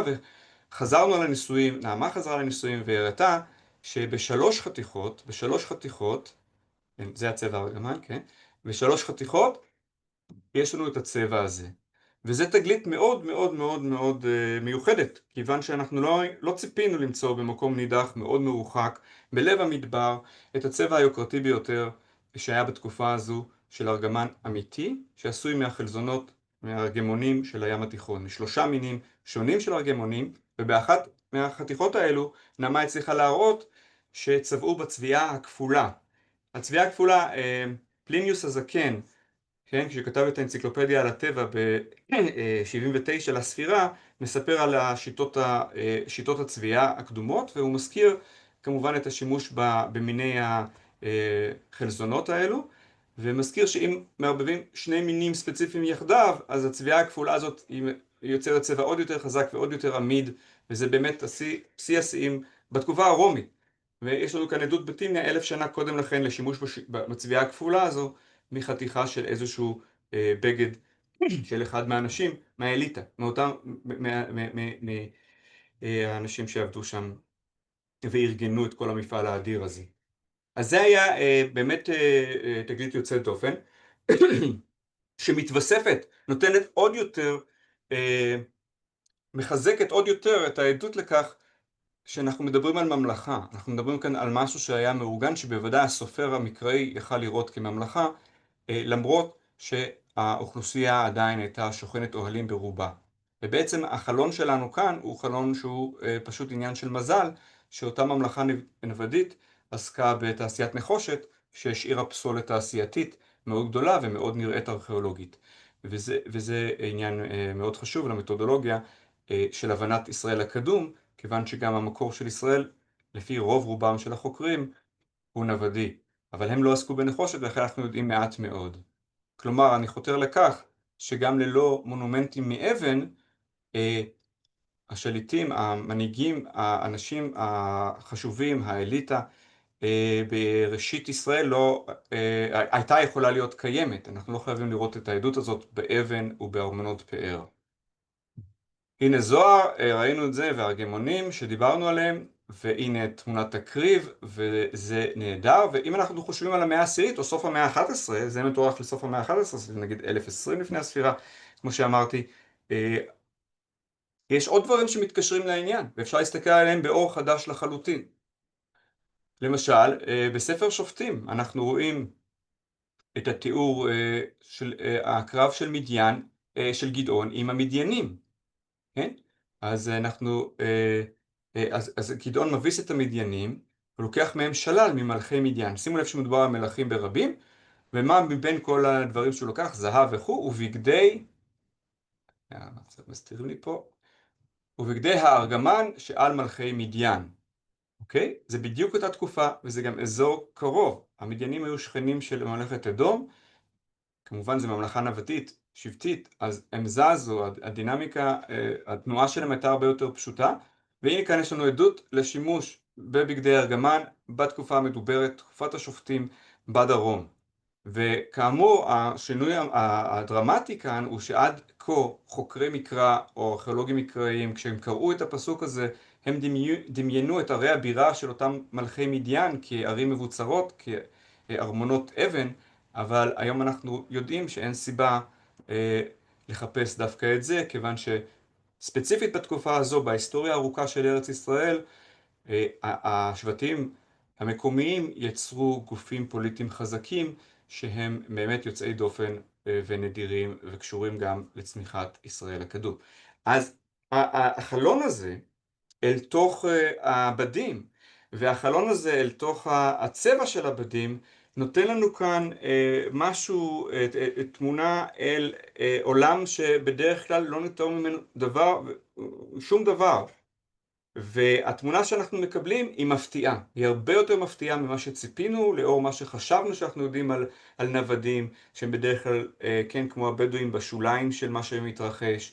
לא היינו מצפים לדברים האלו, ולכן החשיבות של זה, של העבודה על הצבעים, העבודה על הבדים, כולל העבודה האנליטית של מדעי הארכיאולוגיה במעבדה, יש לזה חשיבות עצומה, וזה באמת גורם לשינויים דרמטיים באיך שהבנו את החברות של תקופת התנ"ך.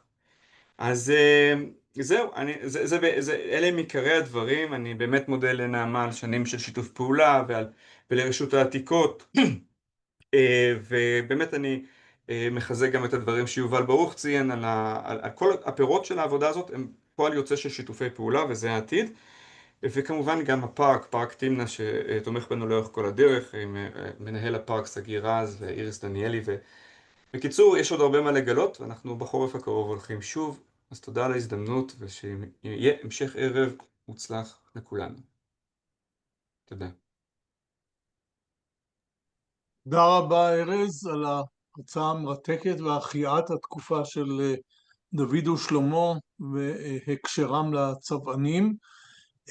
אנחנו עוברים להרצאה הארוכה יותר של דוקטור נעמה סוכניק, שהיא הוזכרה פה על ידי הדוברים הקודמים, והיא כאמור משמשת כאוצרת חומרים אורגניים ברשות העתיקות, עוסקת בחקר הריגים, מקלעות, חבלים וחפצי אור שנמצאים בחפירות ארכיאולוגית. נעמה התמקדה מאז התואר השני שלה ובהמשך בדוקטורט בזיהוי צבענים בהריגים קדומים, מחקר אינטרדיסציפלינרי משלב ארכיאולוגיה, ביולוגיה וכימיה, והובילה פרסומים רבים בשיתוף עם פרופסור זוהר אמר ודוד אילוז, עמיתיה למחקר. הרצאתה הערב תעסוק בתכלת ארגמן ותולעת שני בממצא הארכיאולוגי. נעמה, בבקשה. שלום וערב טוב, אני רק רוצה לוודא שרואים את המצגת והכל בסדר. רואים, יופי. אז קודם כל תודה עודד ולכולם ולזוהר ולארז על ההרצאות המאלפות. האמת היא, פעם מישהו אמר לי שההרצאה טובה צריכה להיפתח או בבדיחה או בגילוי נאות. אני אדלג על הבדיחה ואני אגיע לגילוי הנאות, שהאמת למרות שנתתי אלפי הרצאות, אני חושבת שזו המרגשת מכולם, ואני אשאיר גם את ההתרגשות וגם את התודות לסוף ההרצאה, ואנחנו נצלול ככה מיד אל ההרצאה עצמה, שבמהלכה אני אנסה לקשור בין הדברים שדיבר עליהם זוהר, מהארכיאולוגיה הניסויית עד הממצא הארכיאולוגי. אנחנו נקפוץ בין אתרים שונים, בין תקופות שונות, ונצלול ביחד אל מחקר המרתק באמת של הצבע.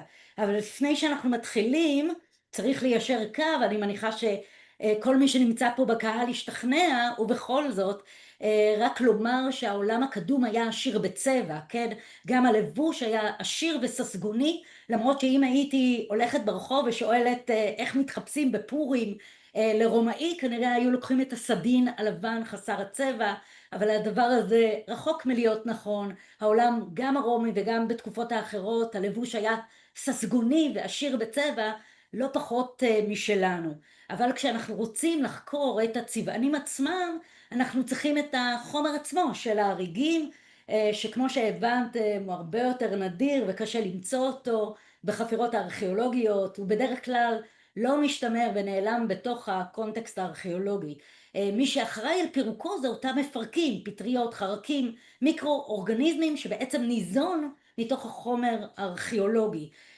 ובאמת ההריגים, בגלל שגם הם עשויים חומרים אורגניים כמו סיבי פשטן, צמר, כותנה ומשי, גם הם מתפרקים בתוך האדמה ולא משתמרים. אנחנו יכולים למצוא ממצאים אורגניים, כי בכל זאת, כמו שיובל הזכיר בהתחלה, יש לי מחסן אורגני עם 40,000 ממצאים, אנחנו יכולים למצוא אותם בתנאים קיצוניים, בדרך כלל כאשר כמות המפרקים יורדת באופן דרסטי. זה קורה בעולם למשל בתנאי קיפאון, ואחת הדוגמאות היפות לכך זה אצי איש הקרח שנמצא בצפון איטליה על גבול שוויץ. שם מצאו לא רק עצמות, אלא מומיה שלמה, כוללת רקמות עדינות, וכולל כל פרטי הלבוש שהיו עליו, כולל סנדלים וכנראה איזשהו מעיל ונעליים ונדן, והכל עשוי מחומרים אורגניים שבדרך כלל לא משתברים בחפירה הארכיאולוגית. אופציה אחרת זה תנאים אנאירוביים, כלומר אין חמצן, במקרה הזה בביצות, יש חוסר חמצן, יש כמות קטנה מאוד של מפרקים, היא מצטמצמת באופן דרסטי, ואז אפשר למצוא ממצאים נפלאים, כמו הדוגמה המאלפת הזאת מהאיש מטולון בביצות בדנמרק. ממש אתם יכולים לראות את קמטי הפנים, את זיפי הזקן, את הריסים, אפילו את השערות, באמת שימור יוצא דופן. גם אצלנו יש תנאים אנאירוביים, אין לנו ביצות, אבל יש כן תנאים אנאירוביים, זה קורה בים התיכון, זה קורה לפעמים בכנרת, מצאו חלק מן הממצאים ככה. לא מספיק שהממצא משתמר בתוך המים, במים יש חמצן, הוא צריך להיות מתחת לבוץ שבעצם, או חול, שחוסם את כניסת החמצן, וכך יכולים למשל למצוא ממצאים נפלאים כמו הסירה בגינוסר, כן? אבל בדרך כלל מדובר בדברים הרבה יותר מסיביים, פחות אריגים עדינים, בטח לא אריגים צבועים, שקשה למצוא אותם. ובכל זאת יש לי מחסן עם אלפי פריטים, וכמו בתמנה, מרבית הממצא שלי מגיע מאזורים של תנאי יובש קיצוניים, טמפרטורות גבוהות, מיעוט משקעים, יובש קיצוני שגורם גם הוא לכמות מפרקים, פטריות חרקים, מיקרואורגניזמים, קטן מאוד, ואז משתמר לנו חומר אורגני בכמויות גדולות שכולל עצים ומקלעות וסלים וחבלים, אבל גם מכלול אריגים מאוד מאוד יפים שבחלקם משתמר גם הצבע, כמו שאתם רואים בדוגמה באמת הקטנה ששמתי בשקופית הזאת.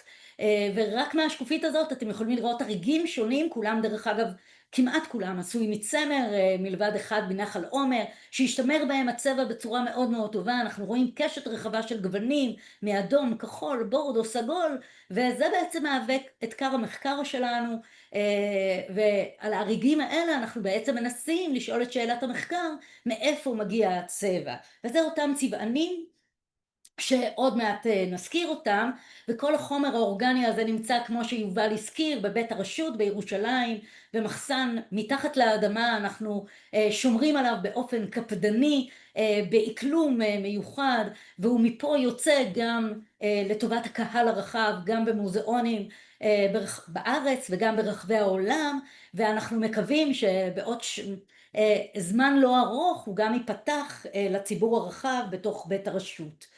בכל מקרה, אם נחזור ללבוש בעולם הקדום, הוא הרבה מעבר למשהו להגנת הגוף, או הרבה מעבר לשמירת על צניעות, או משהו שמעיד על טעמו האישי של הלובש. הוא יכול להעיד על מעמד כלכלי, פוליטי, מגדרי, דתי וכו' וכו'. ותחשבו על זה, גם היום אנחנו יכולים לזהות קבוצות אתניות על פי הלבוש שלהם, כמו למשל נזירים או קבוצות חרדים, והדבר הזה הוא הרבה יותר משמעותי בעולם הקדום, והצבע משחק פה תפקיד משמעותי מאוד בתוך הגדרה וזהות של האדם. וזה אותם צבענים שאנחנו מחפשים אותם, שבדרך כלל המקור שלהם מן הצומח ומן החי, והם נקשרים באופן כימי לחומר הנצבע. אז כמו שאמרנו, אנחנו יכולים דרך המחקר הזה גם לדעת על אופנת הלבוש. אבל דרך אגב אוסקר ויילד אמר על האופנה היא בסך הכל צורה של כיעור בלתי נסבל, עד כדי כך שאנחנו נאלצים להחליף אותו מדי 60 שנה. אנחנו ארכיאולוגים אוהבים החלפות, כי הם מסייעים בידינו לזהות תקופות שונות. אז אמנם אנחנו יכולים ללמוד גם על אופנת הלבוש, אבל הרבה מעבר לכך. אנחנו יכולים לדעת על מעמד חברתי וכלכלי. חלק מאותם חומרי צביעה היו יקרים יותר, חלקם יקרים פחות, ואנחנו ממש נראה את זה עוד מעט. אנחנו יכולים ללמוד על יכולת טכנולוגית שונה, שזה מאוד חשוב ומהותי בתקופות פרה-היסטוריות שאנחנו עושים עליהם מחקרים, קשרי מסחר, ואנחנו עוד מעט נגלה גם את זה. יש חלק מן הצבענים, הם בכלל לא מקומיים, והם הגיעו על ידי מסחר, ובאמצעות המחקר הזה אנחנו יכולים לשחזר תעשייה שלמה שהייתה שכיחה ומשמעותית בארץ עד המאה ה-19, ומרגע שסינתזו את הצבעונים היא פשוט נעלמה לחלוטין, כולל גידולים חקלאיים שנעלמו מנופה של ארץ ישראל. אז המכשיר שזוהר כבר הזכיר הוא מכשיר שנקרא HPLC, בעברית כרומטוגרפיה נוזלית בלחץ גבוה.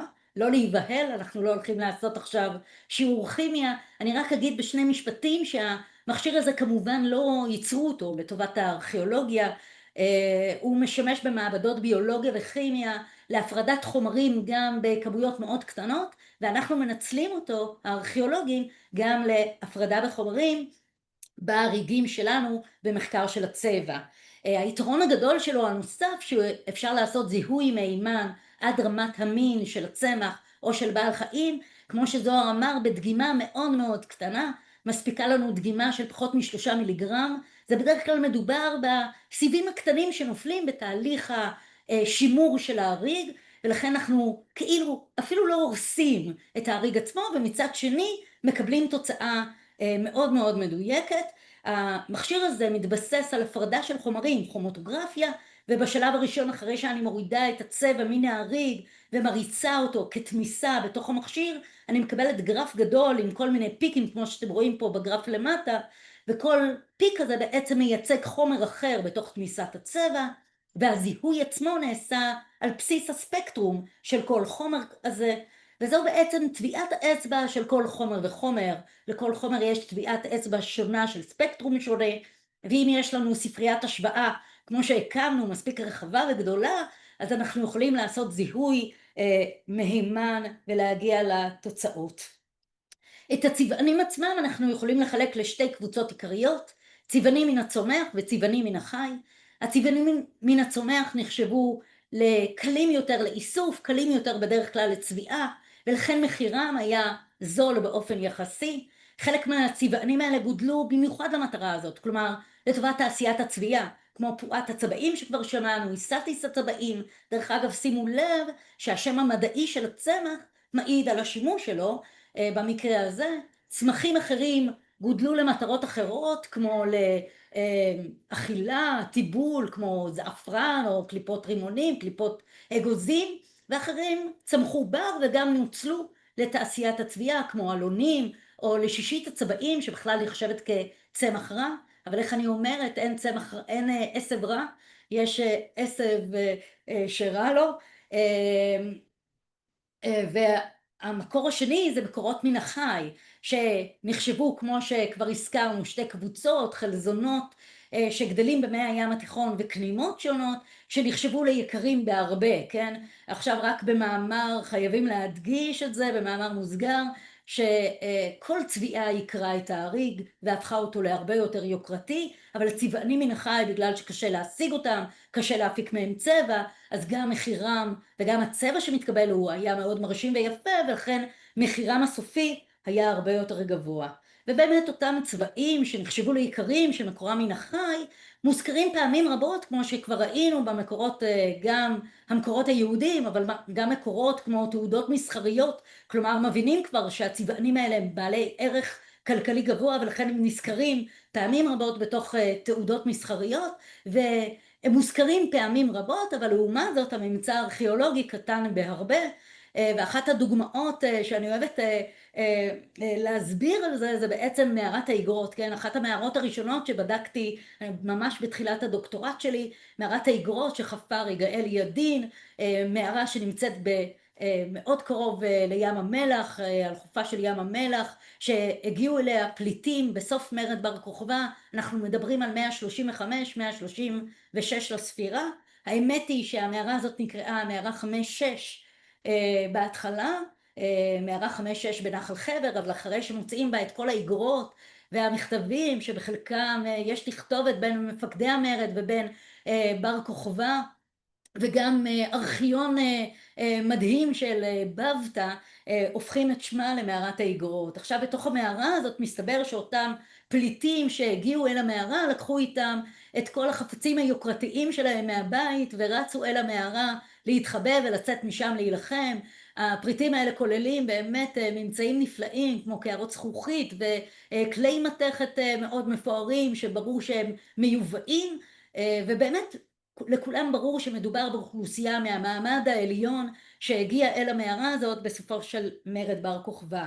לשמחתנו הרבה, בגלל שמדובר במערה, ולא רק שיש שם תנאי יובש קיצוניים טובים, המערה מהווה עוד איזשהו חיץ מפגעי מזג האוויר, ויוצרת תנאים שאני תמיד צוחקת ואומרת שאנחנו מנסים לעשות אותם בתוך המחסן האורגני, והתנאים כל כך טובים שבאמת השימור הוא פשוט מדהים של האריגים, ונמצאו אלפי פיסות אריגים בתוך המערה הזאת, שעד היום כל סטודנט חדש שרוצה ללמוד על האריגים או על חומרים אורגניים, אני דבר ראשון שולחת אותו לדוח של ידין. המגוון של האריגים והשימור שלהם כל כך יפה, שבאמת יש לנו שם בגדים שלמים, כלומר יש לנו את ההזדמנות להציץ לארון הבגדים של האוכלוסייה היהודית, שממש אנחנו יכולים לתארך את זה ל-135-136, כמו למשל הכותונת היפה הזאת, שמאותרת בשני פסים שנקראו בעולם הרומי קלאבי, צבועים בצבע רגמני, סגול, שעוד נגיע אליו כמובן בהמשך. אתם רואים את הפתח של הראש, פתח לידיים, ואנחנו יכולים לשחזר את זה די בקלות. אבל אם נחזור לאותו אוסף גדול של אריגים שהיינו מצפים שהם באמת נעשו על ידי אוכלוסייה ממעמד כלכלי גבוה, לקחנו מהם דגימות, מכל האריגים האלה, יותר מ-120 דגימות, ובכולם מצאנו רק צבענים מן הצומח, לא מצאנו אף צבען מן החי. מצאנו את פועת הצבעים שכבר ארז הזכיר, וזוהר שצבעו איתה עם השורשים שלה את הצבע האדום, מגוון רחב של גוונים, את איסטיס הצבעים שזה האינדיגו של המזרח התיכון, שבעזרתו השיגו את הצבע הכחול, ורחפת הצבעים או צמח שלישי, שבאמצעותו צבעו והשיגו את הצבע הצהוב. את שלושת הצבעים האלה מצאנו במערת האיגרות, בלי שום זכר לצבענים מן החי. דרך אגב, ידין עצמו מנה במערת האיגרות 34 גוונים שונים זה מזה, וכולם נעשו על ידי 3 צמחים, מה שמעיד על יכולת צביעה מאוד מאוד גבוהה, שנעשתה וכנראה על ידי בית צביעה מיומן, גם אם לא נמצאו שם צבענים יוקרתיים. אז כמו שארז כבר הזכיר, נמצאו בתמנע אותם אריגים ששימחו אותנו מאוד, אני חושבת אחרי העונה הראשונה, כולל כמו שהזכירו אלמנטים של הפסים והגדילים, ואנחנו נדלג על זה, אבל גם לראשונה אנחנו יכולים לומר שכבר בתקופת הברונזה המאוחרת פה בארץ ישראל, גודלו הצמחים האלה באופן חקלאי. מדובר בצמחים שהם צמחי תרבות, כלומר כשזיהינו עד לרמת המין את פועת הצבעים, אנחנו יכולים לומר די בוודאות שהיא גודלה באופן חקלאי פה בארץ. זו הסיבה כנראה שהיא הייתה חייבת בשביעית. אפשר לדמיין את השדות האלה, אפשר גם לבקש מ-AI ליצור תמונה, ואז אתה מקבל תמונה עם נוף קצת אירופאי, עם בתים מעץ, ואני כבר מתנצלת. מרבית הצבענים, הצביעה בהם יחסית פשוטה, בטח הצבענים מן הצומח, כמו פועה או קליפות אגוזים. היא כוללת את בישול הצבען, אותו חומר צובע בתוך תמיסת הצבע, בתוך המים, מבשלים אותם, המים הופכים את גוונם לגוון הרצוי, ואז מוסיפים את גזעת הצמר. בשביל ליצור את המגוון הרחב של הגוונים, פה כבר הצבא היה צריך להיות מיומן מאוד, להכיר את כל הפרמטרים שמשפיעים על תהליך הצביעה, כמו זמן, צרבנים, זה המקבעים, טמפרטורה, סוג אש, חלקי הצמח, העונה שבהם אוספים אותם, כמו שאתם רואים למטה, באמצעות צבען אחד, אנחנו יכולים להשיג, במקרה הזה קליפות אגוזים ירוקות, אנחנו יכולים להשיג מגוון רחב מאוד של גוונים, ופה כבר זה הופך כבר את הצבא כנראה לאיש מיומן מאוד. עוד דבר שאני רוצה להגיד ולהדגיש, שבדרך כלל צבעו צמר, ותהליך הצביעה קורה אחרי ליבון הסיבים, כלומר הניקוי שלהם, ולפני התביעה, ויש לזה עדות יפה בתוספתא, כמה יגע האדם הראשון ולא לבש חלוק אחד עד שגזז וליבן וניפץ וצבע וטבע והרג ותפר ואחר כך לבש, וכל המלאכות האלה מסודרות על פי סדר עשייתן. הצבען המסובך יותר שכבר זוהר וגם ארז הזכירו, זה הצביעה של האינדיגו, שגם באיסטיס שהיה בתקופות האלה וגם בניל הצבעים, הצביעה היא הרבה יותר מורכבת, הרבה יותר מסובכת, היא כוללת תהליך של חיזור וחמצון מורכבים בהרבה. בעולם העתיק היא נמשכה מספר ימים, היום אנחנו יכולים לעשות את זה תוך כמה דקות במעבדה. היא כוללת את הפיכת התמיסה לאלקלית, כלומר הופכים את התמיסה לבסיסית על ידי מגוון של חומרים, כמו אפר של צמחים, כמו שתן מוצס, וגם את זה התנסינו בזה, או חומרים אחרים שמעלים את רמת ה-pH, ובשלב השני הוסיפו חומרים מחזרים, כמו שורשים שזירזו את תהליך החיזור, כמו סוכר שמזרז את תהליך החיזור, ובסוף התהליך הזה התמיסה הופכת את גוונה לצהוב, כן? זה לא בגלל השתן, ואז מכניסים את גזעת הצמר לתוך התמיסה, ואז ממש כמו קסם, מוציאים אותה בתוך המים, בהתחלה גוונה צהבהב, הוא הופך בהדרגה לירוק, מתחמצן עם האוויר, והופך את גוונה בסוף לכחול. ואני רוצה לקפוץ שנייה לסין, באחת הנסיעות שלי לכנסים, עשיתי איזושהי סדנת צביעה, והגיע הבחור הזה סיני, לא מדבר מילה באנגלית, אבל מה, הוא היה עם ידיים שצבועות כחול, ולמחרת הגעתי אליו לסדנת הצביעה שלו, הוא מתפרנס מגיגית אחת של צבע, יורה אחת מלאת צבע, הוא צובע וככה הוא מחזיק את עצמו באופן כלכלי, ושם גיליתי אולי את הדבר הכי מרתק, שני דברים. אחד, הוא צבע ממש באופן המסורתי, כמו שאנחנו צובעים, עם סיד שהפך את התמיסה לאלקלית, והוא השתמש ביין מתוק מקומי בשביל לעשות את התהליך הכימי של תהליך החיזור. והדבר השני שגיליתי זה היה איך לעזאזל, שאלה ששאלתי את עצמי הרבה פעמים, איך לעזאזל מצליחים לצבוע בעולם הקדום בלי מה טמפרטורה ובלי נייר pH, ואני ראיתי שמדי פעם הוא הכניס את היד לתוך יורת הצבע, הוא הכניס את היד, שם אותה בתוך הפה וליקק.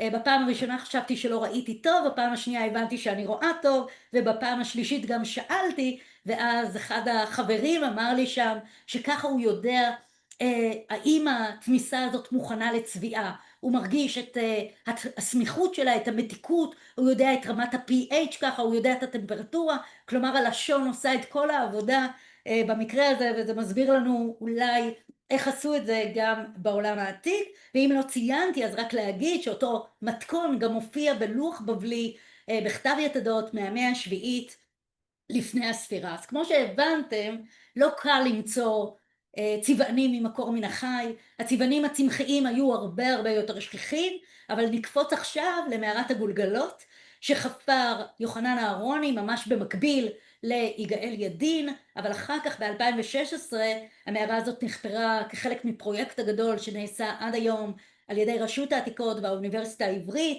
והגיעו גם לחפירה. המערה עצמה גם ממוקמת לחוף ים המלח עם אותם תנאי יובש שעוזרים לשימור של חומר האורגני דרומית למערת האיגרות, ובמהלך החפירה המחודשת של רשות העתיקות התגלו למעלה מ-700 ממצאים שאני עדיין שוקדת על פרסומם, כולל חבלים ומקלעות וחפצי אור וזרעים ופירות, אבל גם מכלול יפה של הריגים, בתוכו גם הריגים צבועים.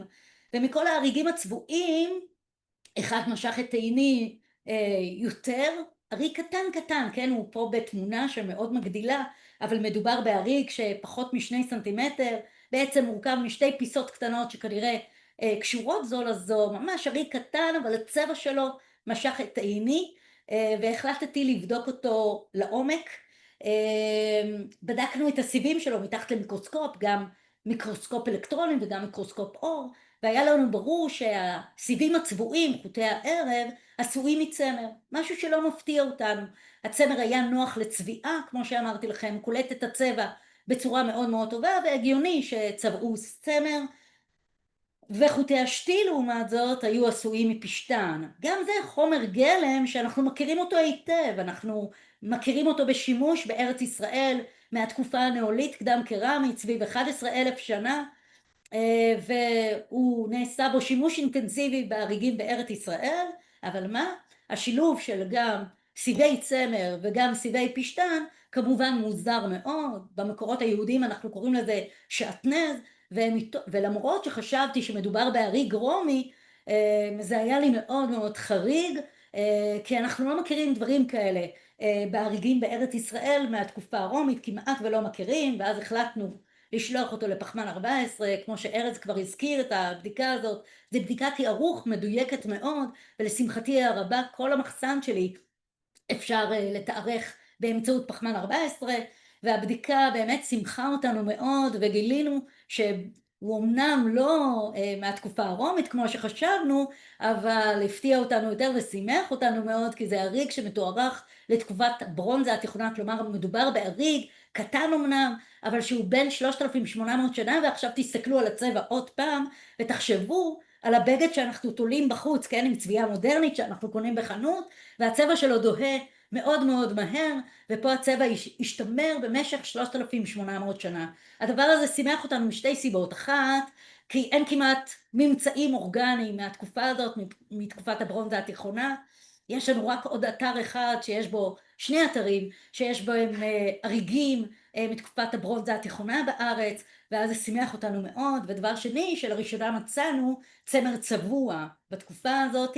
אז נכון שידענו שצבעו צמר בתקופת הברונזה התיכונה, אנחנו יודעים את זה גם מתעודות מסחריות, אבל גם למשל מהציור התבליט הנפלא הזה מהקבר של בני חסן, שבערך מתוארך לאותה התקופה. אנחנו רואים סוחרים, שמים, שהולכים עם בגדים צבעוניים, ואם הם הולכים עם בגדים צבעוניים, ברור לנו שזה כבר צמר צבוע, כי פשטן לא ידעו לצבוע בצורה כל כך טובה. כלומר, יש צמר, אבל לראשונה הממצא שלנו מקשר, מצמצם את הפער בין העדויות הכתובות והציורים, ובין הממצא הארכיאולוגי. ואז לקחנו אותו כמובן לתוך המעבדה, וגילינו את שני החומרים הכימיים שכבר זוהר הזכיר, פלבוקרמסיק אסיד וקרמסיק אסיד, והבנו שלהפתעתנו לא מדובר בצבע של תועת הצבעים, אלא צמח מעולם הכנימות. ואני אחזור בקצרה. בעולם העתיק אנחנו מכירים 3 מינים של כנימות, כנימת אלון, כנימה ארמנית וכנימה פולנית. זה נשמע כבר כמו התחלה של בדיחה טובה, אבל זה 3 מינים של כנימות שגדלות כל אחת מהם על מינים שונים של צמחים. כנימת אלון כמובן על עץ אלון, כנימה ארמנית על מינים של דגנים, וכנימה פולנית על מינים ממשפחת הציפורניים.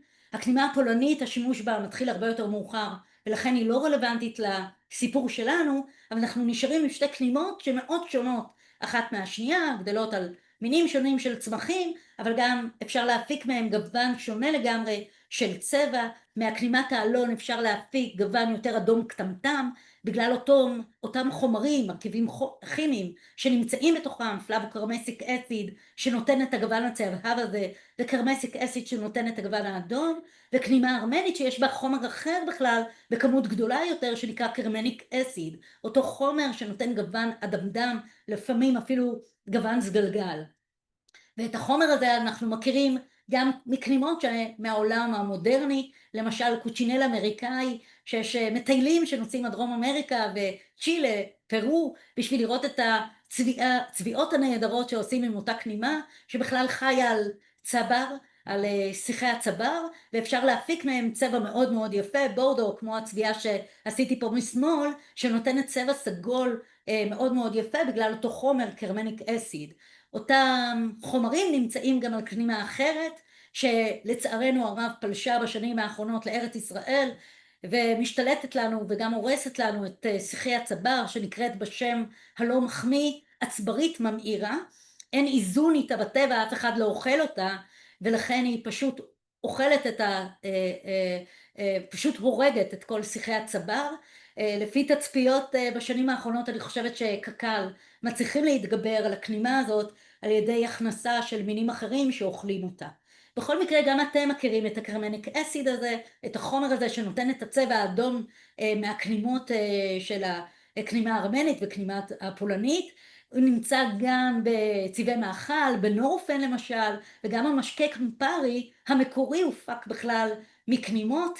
היום כמובן הכל מסונתז. אז אם נחזור להריג שלנו, הריג שלנו הקטן, אנחנו יכולים להגיד בוודאות על בסיס הבדיקות ב-HPLC שמדובר בצבע שהופק על ידי הכנימות. נוסף לזה אני יכולה להגיד באופן ודאי שלא מדובר באותו מין של הכנימה המקומית שזוהר ודוד מצאו, אלא מדובר באותו מין שגדל באזור ספרד, פורטוגל. כלומר יש לנו איזשהו הריג שהגיע לפה באמצעות יבוא. כמו שהבנתם, גודלה של הכנימה הזאת מאוד קטן, יש לה צבעי הסוואה מעולים, אפשר לאסוף אותה בפרק זמן מאוד קצר של פחות מחודש ימים אחרי הטלת הביצים ולפני בקיעתן, מה שהקשה מאוד על האיסוף של הכנימות האלה. ותאמינו לי, אחרי שזוהר שלח אותי והציע לי ללכת לאסוף כנימות במוחקה, ויום שלם ביליתי שם ויצאתי עם פחות מגרם אחד של כנימות, הבנתי למה המחיר שלהם מאוד מאוד יקר, בעיקר בגלל האיסוף שלהם, לא בגלל הצביעה. הכנימות האלה מוזכרות באזכור ראשון בלוחות נוזי, עיראק, מסופוטמיה של פעם, כחלק מהסחורות שעסקו בהם, וגם סופרים יוונים ורומים הזכירו את הכנימות האלה, כמו דיוסקורדיס או פליניוס הזקן, אבל הרבה פעמים הם אפילו לא מזהים שמדובר בבעל חיים, הם בטוחים שמדובר בצמח, בחלק אינטגרלי של הצמח, איזשהו זרע. דרך אגב, גם בלטינית הכנימות האלה נקראות קוקוס, כי קוקוס בלטינית זה זרע, כלומר הם לא מבינים שמדובר בבעל חיים. המקורות היהודים, כמו שהבנתם, מבינים שמדובר בבעל חיים. תולעת משמרת את המקור של הצבע הזה, אמנם הם לא דייקו מבחינה ביולוגית, אבל אפשר לסלוח להם על זה, הם כן זיהו שמדובר בבעל חיים, והשני זה בעצם התוצר של הצביעה. המקורות היהודים מזכירים את התולעת השני גם כלבוש לבני המעמד העליון, אבל גם כלבוש של לוחמים, ומעניין לציין בהקשר הזה שהמשמר הבריטי של המלוכה עדיין באופן מסורתי משתמש בבגדים שלו, במדים שצבועים בכנימת הקרמיז, כנימת האלון, והצבעים האלה גם היו בהקשר של רפואה וכנגד עין הרע, מה שמסביר שעדיין ברחוב היום מוכרים את החוט הכתום הזה או את הסיפור של רחב. בממצא הארכיאולוגי מרבית הממצאים מתוארכים לתקופה הרומית ואילך. אחד הממצאים באמת המאוחרים אבל מאוד מאוד מרשימים זו גלימה שעשויה מחומרי גלם יוקרתיים, כן? גם משי שצבוע בתולעת שני וגם חוטי זהב, ואתם מבינים שיש פה את חומרי הגלם היוקרתיים ששימשו לגלימה של מלך סציליה. בעולם יש הריגים שמתוארכים למשל במצרים שצבועים בכנימת האלון, ובארץ ישראל יש לנו בין השאר 4 הריגים שנמצאו באתר שנקרא עין רחל, שאורית שמיר עבדה עליו, והצבעים עצמם זוהו על ידי צבי קורן, שבתוכם נמצאו הריגים שצבועים גם על ידי כנימה וגם על ידי איסטיס הצבעים. כמעט ואין הריגים קדומים לתקופה הרומית, מה שאומר שבעצם הממצא שלנו הוא העדות הקדומה ביותר לא גם בעולם לצביעה בכנימה. ואני כל פעם צוחקת עם ארז ואומרת לו שאני בטוחה שגם נמצא בתמנה, רק צריך לחפש ולמצוא. ועכשיו נקפוץ לצבע היוקרתי ביותר שהיה בעולם הקדום, שכבר הזכרנו אותו, הארגמן, שוויטריביוס מיטיב לתאר וכותב, הארגמן העולה על כל הצבעים שתוארו עד כה, בערכו וברושם הנהדר שהוא יוצר, מפיקים אותו מצדפה ימית שממנה מייצרים את הצבע הסגול. אני רוצה להפנות את תשומת לבכם לדמות המרכזית בצנע מבית הכנסת של דור האירופוס, שדרך אגב פרסם פרופסור סוכניק, אביו של יגאל ידין, ומי ששואל את עצמו קשורה או לא קשורה, אז אני כן אגיד בקצרה ונחסוך את השאלות למטה, כן קשורה, לא הנכדה. ואם נחזור לדמותו של דוד, היא אותה על עצמה גלימה בצבע בורדו, צבע היין, צבע ארגמני שעוד נגיע אליו בהמשך, ופה כבר ראינו, ארגמן מופק מאותה בלוטה בארגמונים, ואנחנו כבר הבנו שקשה מאוד לפצח אותם, וכל המחקר של זוהר באמת, אני חושבת, הדגים לנו הלכה למעשה את הקושי ואת הסירחון ואת כל התהליך הקשה בשביל להשיג את הבלוטות האלה, אבל גם אפילו הציד של הארגמונים האלה חייב ידע ביולוגי נרחב של מי שעסק בציד הזה, והוא מתואר על ידי אותו פליניוס הזקן בחלק מאנציקלופדיית הטבע, ושם הוא כותב הארגמונים ניצדים בעזרת סלסלות סרטנים וכו' וכו', והתיאור הזה שוחזר בהצלחה על ידי המרכז הימי של אוניברסיטת חיפה. הם לקחו פיתיונות של בשר, הכניסו אותם לתוך סלסלה מקש והכניסו אותם לתוך המים. החלזונות האלה יש להם חוש ריח מצוין, הם מריחים, נצמדים עם החדק שלהם אל הסלסלה וככה שולים אותם מהמים. דרך אגב, אותם 10 פריטים שקיבלנו בזמנו, אני וזוהר ודוד, באישור מיוחד מהחברה להגנת הטבע, הוכיחו לי את הסיפור הזה. אם אני לא טועה, עם 6 פריטים אנחנו עשינו שחזורים של צבע והתנסינו, אבל 4 ריחמתי עליהם וגידלתי אותם בבית, וזו הייתה תצפית נהדרת, גם לראות איך הם מתחפרים בחול, כמו שיש עדויות לכך בכתבים העתיקים, איך הם מטילים את הביצים שלהם ויש להם גוון סגלגל כזה, אבל גם ראיתי את חוש ריח המפותח שיש להם. כל פעם ששמתי להם סרטן שקניתי בחנות דגים, הם היו פשוט יוצאים בריצה. המושג חילזון לא כל כך מתאים להם בעניין הזה, החוש ריח שלהם מאוד מפותח, הם מריחים מצוין ומגיעים אל הסרטנים. אז גם בעניין הזה היה דרוש ידע נרחב.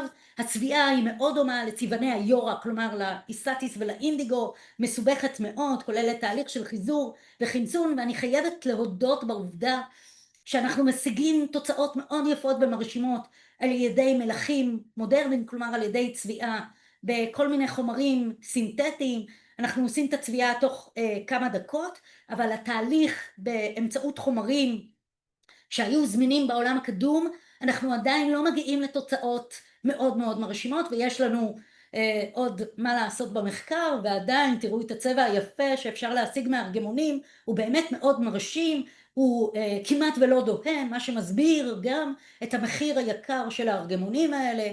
אז כאמור ויטריביוס מיטיב לתאר את זה וכותב, הארגמון מרשים את המתבונן בו יותר מכל דבר אחר בטבע וכו' וכו', ואין בו גוונים זהים בכל מקום בו הוא מצוי, אלא הוא משתנה בהשפעת מסלול מההלכה של השמש, ומה שמסביר שבשיטות צביעה, למשל בחשיפה על השמש או בישול, אפשר לקבל את הגוון הכחול הזה, שאולי הוא אותו תכלת שאנחנו מכירים מתוך המקורות היהודיים, ואילו הצביעה בחדר חשוך או בשיטות אחרות משיגה את הצבע הארגמני האדום.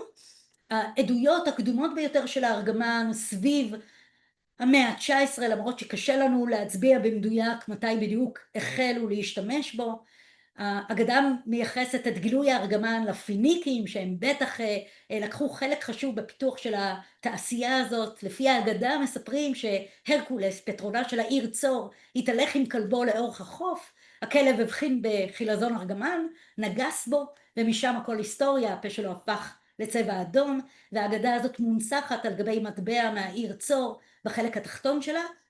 והנה, אם תראו למעלה, יש לנו איזה צמח שאולי עוד מעט ניתן לו פתרון מסוים. את הזיהוי של הארגמן אנחנו יכולים לדעת בוודאות על ידי אותם 2 חומרים שנמצאים אך ורק בו, מונוברומו-אינדיגוטין ודיברומו-אינדיגוטין, מילים ארוכות, אבל כשאני מוצאת אותם במעבדה אז זה שמחה רבה. אינדיגו גם נמצא בו, אבל אנחנו מכירים אותו גם מהצמחים. כלומר, זאת טביעת האצבע, המונוברומו-אינדיגוטין ודיברומו-אינדיגוטין, לדעת בוודאות שמה שאני רואה, הצבע הסגול הזה, מגיע ממינים שונים של ארגמונים. בממצא הארכיאולוגי יש לנו מעט מאוד עדויות כאלה, אבל אחד העדויות העקיפות החשובות זה ערימות של פסולת מאותה תעשייה, כלומר ערימות של קונכיות של ארגמונים שיש לאורך כל החוף הצפוני. ואחד האתרים ושיתופי הפעולה באמת הנפלאים שעשינו, שפורסמו לאחרונה על ידי גולן שלוי ופרופסור איילת גלבוע, זה מחקר שעשינו על כלי קרמיקה בכלל, לא על הריגים, שיש עליהם כתמי צבע בגוון סגלגל. אנחנו בדקנו אותם בתוך מכשיר ה-HPLC, ושמחנו לגלות למעלה מ-25 חרסים שיש בהם את אותו צבע יוקרתי של הארגמן, והיום אנחנו אפילו יכולים לשחזר את אותם כלים לראשונה, ולהגיד שלא צבעו בתוך בריכות צבע ענקיות, אלא בתוך אגנים גדולים שיכלו לחסות אותם ממש כמו תצפיות שעשינו בצביעה של אינדיגו, של איסטיס, שגם בהם משתמשים בכלים שאפשר לסגור אותם ולשלוט על כניסת החמצן, משהו שהוא קריטי בצביעת היורה. ופה אנחנו מגיעים כבר לתמנה, שכמו ששמעתם מארז שמחה אותנו מאוד, שמצאנו את הארגמונים, ופה יכולנו גם להצביע על השיטות שבו צבעו את הארגמונים האלה לראשונה. שתי פיסות קטנות שצבועות על ידי 2 המינים ארגמונית אדומת פאה וארגמון חד קוצים, שגם שחזורי הצביעה שלנו מראים שהם נוטים יותר לגוון ורדרד סגלגל, ומין שלישי שכבר ארז הזכיר שבאמת צבוע על ידי שני מינים של ארגמונים, שכאמור גם מוזכר על ידי פילינוס, וגם אתם רואים בשחזור צביעה מקבל צבע מאוד מאוד יפה ומרשים. ולראשונה יש לנו ממש את כל שרשרת התעשייה הזאת, מחומר הגלם שנמצא ליד חוף הים הצפוני ליד חיפה, התעשייה הגדולה, כן, שקמונה מהווה את מרכז התעשייה הגדול ביותר שנמצא עד היום בכל העולם בתקופת הברזל, עד התוצר עצמו של התעשייה הזאת שהגיע עד לתמנה 400 קילומטר משם. וכנראה הארגמן היה מוצר יוקרתי לאורך כל התקופות, אבל בתקופה הרומית המחיר שלו נסק, מחירו היה לפעמים יקר מזה של הזהב. מספרים שהקיסר נירון אסר על לבישת ארגמן טוגה פורפורה, כלומר טוגה שצבועה באופן שלם בארגמן על כל ההמון, והתיר אותו רק לבני המלוכה ולמשפחתם, ומי שעבר על הצו הזה הסתכן במוות. ובאמת זה לא כל כך עזר להורדת הפופולריות של הארגמן, להפך, זה רק הפך את התשוקה לארגמן ליותר גדולה. פילינוס קורא לזה ממש ארגמן מניה, כלומר טירוף הארגמן, ואחת העדויות היפות לכך זה פפירוסים שבכלל נמצאו במצרים, שקוראים להם בשם המקוצר פפירוס הולם, שכולל בתוכו, זה פפירוסים למתכונים לצביעה, שכוללים 129 מתכונים שונים זה מזה, שמחציתם מקדישים את המתכונים לזיופים של צבע הארגמן. נכון שקשה מאוד לשחזר את המתכונים האלה אחד לאחד, אבל השתמשנו באותם צמחים שמוזכרים בפפירוסים האלה, וניסינו לצבוע איתם. אחד מהצבעים הנפלאים זה חזזית שנמצאת על צוקים לאורך הים באזור של האיים הקנריים, ותראו איזה צבע יפה אפשר להשיג מהם איתם, באמת דומים מאוד לצביעה בארגמונית אדומת פה, אבל הם הרבה פחות יציבים מזה של הארגמון, ואולי זה מה שמצויר לנו למעלה מעל המטבע, הצעה שהציע אחד החוקרים. צבענו בשורשים של אלקנת הצבעים, מה שנותן צבע אמנם סגלגל, אבל מה אני אגיד לכם, אם זה צבע הארגמן אז כנראה הצבע הארגמן לא היה כל כך יוקרתי. פירות של שישית הצבעים, אותו צמח שאנחנו מכירים בכל בית בשדה, ואפשר לצבוע עם הפירות שלו, אבל עוד פעם הצבע לא מרשים כמו הארגמן. אני חושבת שאפילו התמונה קצת מחמיאה לו, אבל השיטה השכיחה ביותר שגם מוזכרת בפפירוס הולם, גם מוזכרת באותו לוח בבלי, וגם מצאנו באותו אותה כותונת ממערת האיגרות, זה חיקוי זול על ידי שני צמחים, פועת הצבעים, איסטיס הצבעים, וככה השיגו את הצבע הארגמני. זו תמונה שקיבלנו כמעט בכל ההריגים שיש להם עיטורי צבע בגוון הארגמן, ויש הרבה כאלה, ובדקנו מערות שונות בכל מדבר יהודה, ובכולם מצאנו את אותו צבע של צביעה כפולה מפועה ואיסטיס, כולל גיזה עם צבע מאוד מאוד מרשים שנמצאה במערת האיגרות. עוד פעם אני חוזרת לאותה מערה שחפר יגאל ידין, שלשם כבר אתם מבין שכבר ראו בזה חומר גלם יוקרתי, כן, זה לא צביעה שקל לשחזר, אנחנו ניסינו לשחזר את הצביעה הזאת, זה באמת דורש מיומנות גבוהה מאוד, ואנחנו מבינים שאותה אוכלוסייה שהגיעה למערת האיגרות כבר לקחה איתה את גיזת הצמר, כי ראו בה כבר חומר גלם יוקרתי, ומסתבר שאת הזיופים לא עשו רק לצבע הארגמן, אלא גם זייפו את תולעת השני, ואנחנו מצאנו הרבה פעמים גם במערת האיגרות אריגים בצבע כתום, שנצבעו על ידי רחפת הצבעים שהזכרנו בהתחלה, שהשיגו באמצעותה את הצבע הצהוב ופועת הצבעים, וכך השיגו במאמץ את הצבע הכתום. ולדעתנו, לעניות דעתנו, לא, הדבר הזה לא נעשה לחינם, אלא המאמץ נעשה בשביל לחקות את הצבע של הקנימות, אותם קנימות שנותנות את הצבע הקטמטם שמקורם דווקא בארץ. כלומר, אם אנחנו נסכם ונאמר שהטבע האנושי לא השתנה, תמיד אנחנו רוצים להיראות בעלי מעמד כלכלי הרבה יותר גבוה, כנראה מה שאנחנו מסוגלים. עלי אקספרס לא המציאו שום דבר. ונחזור לממצא של הארגמן. עד היום הממצאים הם ספורים בארץ, נמצאו כאלה הריגים במחקר של צבי קורן במצדה, שמראים מגוון רחב של גוונים שנעשו על ידי הארגמון. ואם אני חוזרת לימים הראשונים של המחקר, כשישבתי במעבדה במשך שעות ולילות, בחודש האחרון באמת, וכל הזמן מצאתי רק את תפועת הצבעים, ניסעתי את הצבעים, ורציתי מאוד שיהיה איזשהו מקור מן החי, וזה קרה כמו בסיפורים הטובים בשבוע האחרון, ממש שעשיתי את הדגימות האחרונות, ובדקתי הריגים ממערת מרובעת, הריגים שכבר חפר ומצא בשנות ה-60 של המאה הקודמת הכומר רולן דבו, ושם מצאנו 3 הריגים שצבועים בארגמן, 2 מהם שצבועים בשני החומרים היקרים ביותר בעולם, ארגמונים וקנימות, שהשיגו באמצעותם את הצבע הארגמני, צבע היין, שגם הוא מוזכר על ידי פליניוס, והריג השלישי אולי שימח אותנו יותר, הוא היה בעל גוון כחול, ולמרות שהיינו בטוחים שמדובר באריג שצבוע באיסטיס הצבעים או ניל הצבעים, להפתעתנו מצאנו את אותה מולקולה של מונוברומו-אינדגוטין, ואני זוכרת גם הפעם את הטלפון שעשיתי לזוהר ודוד, ואמרתי להם, יש לנו לא רק ארגמן, יש לנו כנראה גם תכלת, אז אני לא חושבת שמדובר בתכלת של הציצית, כן? אבל אין ספק שזה מעיד שבתקופה הרומית כבר ידעו והכירו את הגוונים השונים שהשיגו באמצעות הארגמן. יש עוד המון סיפורים, אבל נשאיר אותם לספר, ואני רוצה להגיד תודה לכולם, וברשותכם עוד כמה מילים, כי מגיע תודה להרבה אנשים. אז לפעמים חשבתי שפשוט התרגלתי למצב הזה של כתיבת הספר הזה, בכל חופשה מהעבודה בערבים ובשעות משונות עבדתי עליו. והוא לפעמים היה מעמסה, לפעמים שקעתי בהתלהבות, ולפעמים חרדה קלה השתלטה כי מצאתי שגיאה. ולפעמים זה היה תירוץ כשלא התחשק לי להגיע לאירוע או לארוחה, וכבר סליחה ומחילה מכולם. והפעם לא חשבתי מה אני אגיד כשהוא באמת יצא, והנה קרה, וצריך לחשב מסלול מחדש. אז בינתיים נסכם בתודות. הייתי קוראת עכשיו רשימת שמית ארוכה, עם תודות לכל האנשים שליוו אותנו במסע הארוך הזה להוצאת הספר, אבל הזמן קצר והרשימה ארוכה, ואיזה מזל שגם התודות רשומות בספר, בשביל לא לעשות טעויות מביכות. ובכל זאת כמה תודות חשובות. אז לקהל שהצטרף לערב הזה, שחלקו מכיר, ובא לפרגן וחלקו מגיע מעניין, תודה שהצטרפתם לזום החגיגי הזה, עמדתם לנגד עינינו כל הזמן. אני רוצה להודות לכל צוות יד בן צבי, גם על הערב הזה וגם על זה שהאמינו בנו ויצאו איתנו למסע ארוך, ועשו איתנו את כל המאמצים להוציא ספר שאנחנו גאים בו מאוד.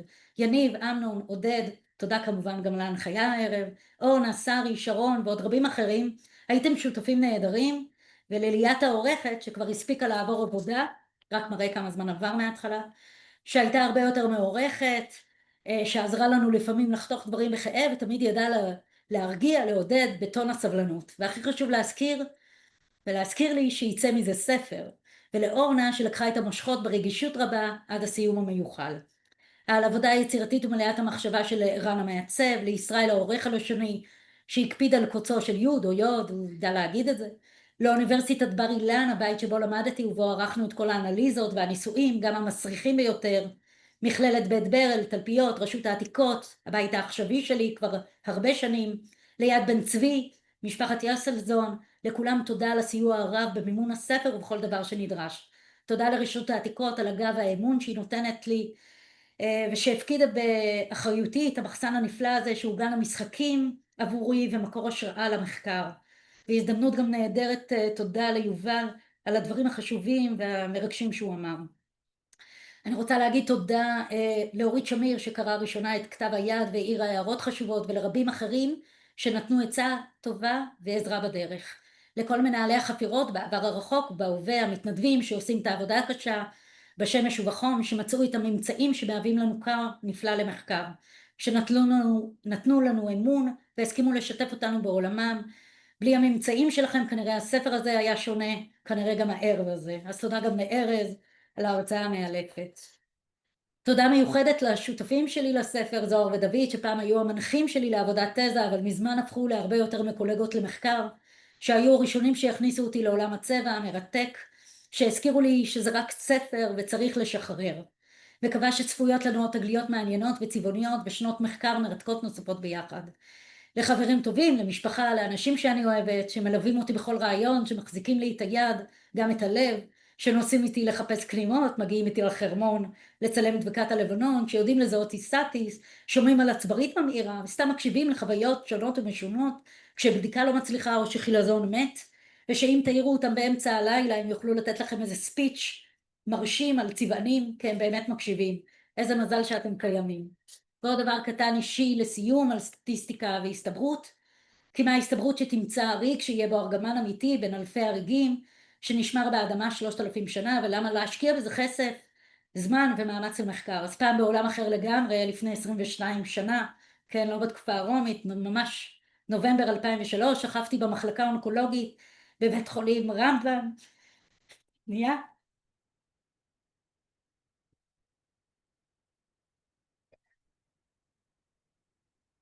אז פעם בעולם אחר לגמרי, שכבתי במחלקה האונקולוגית בבית חולים רמב"ם לאחר השתלת מח עצם. כשהרופאים האופטימיים ניבאו אחוזים בודדים של החלמה. בינינו 5%, וזה היה בן דוד שלי, הרופא שפרגן לבת דודה החולה שלו. שם למדתי משהו חשוב על סטטיסטיקה והסתברות, וכשאתה נמצא בצד הנכון של 5%, השמיים הם הגבול. אז תודה למי שראה אז את 5%, לכל מי שליווה אותי בדרך משם. לפעמים המספרים הנמוכים מעניינים אפילו יותר והופכים לך את כל הסיפור. לפעמים אפילו יוצא מזה ספר. אז תודה לכולם וערב טוב. ועכשיו לשאלות.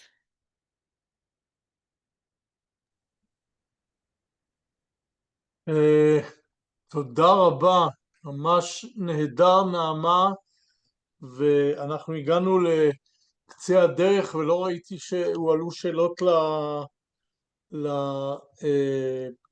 לצ'אט, אבל אני מוכרח לומר, זה היה ערב צבעוני ביותר, מרגש ביותר, ותודה לשותפים, הדוברים המופלאים של הערב הזה, פשוט יוצא דופן בעוצמתו ובהגשה הנפלאה של שלושתכם, כל אחד מזוויתו, ובמיוחד של נעמה, נתן לנו סריקה אדירה של זמן, מקום, הרכבים, צמחים, חיות, עולם שלם ומופלא. ואני רוצה להודות באמת לאנשי רשות העתיקות ולשרון שארגנה את הערב הזה באמצעות הזום, ולכל האורחים הרבים שלנו, באמת מספר עצום של אנשים שהצטרפו למסע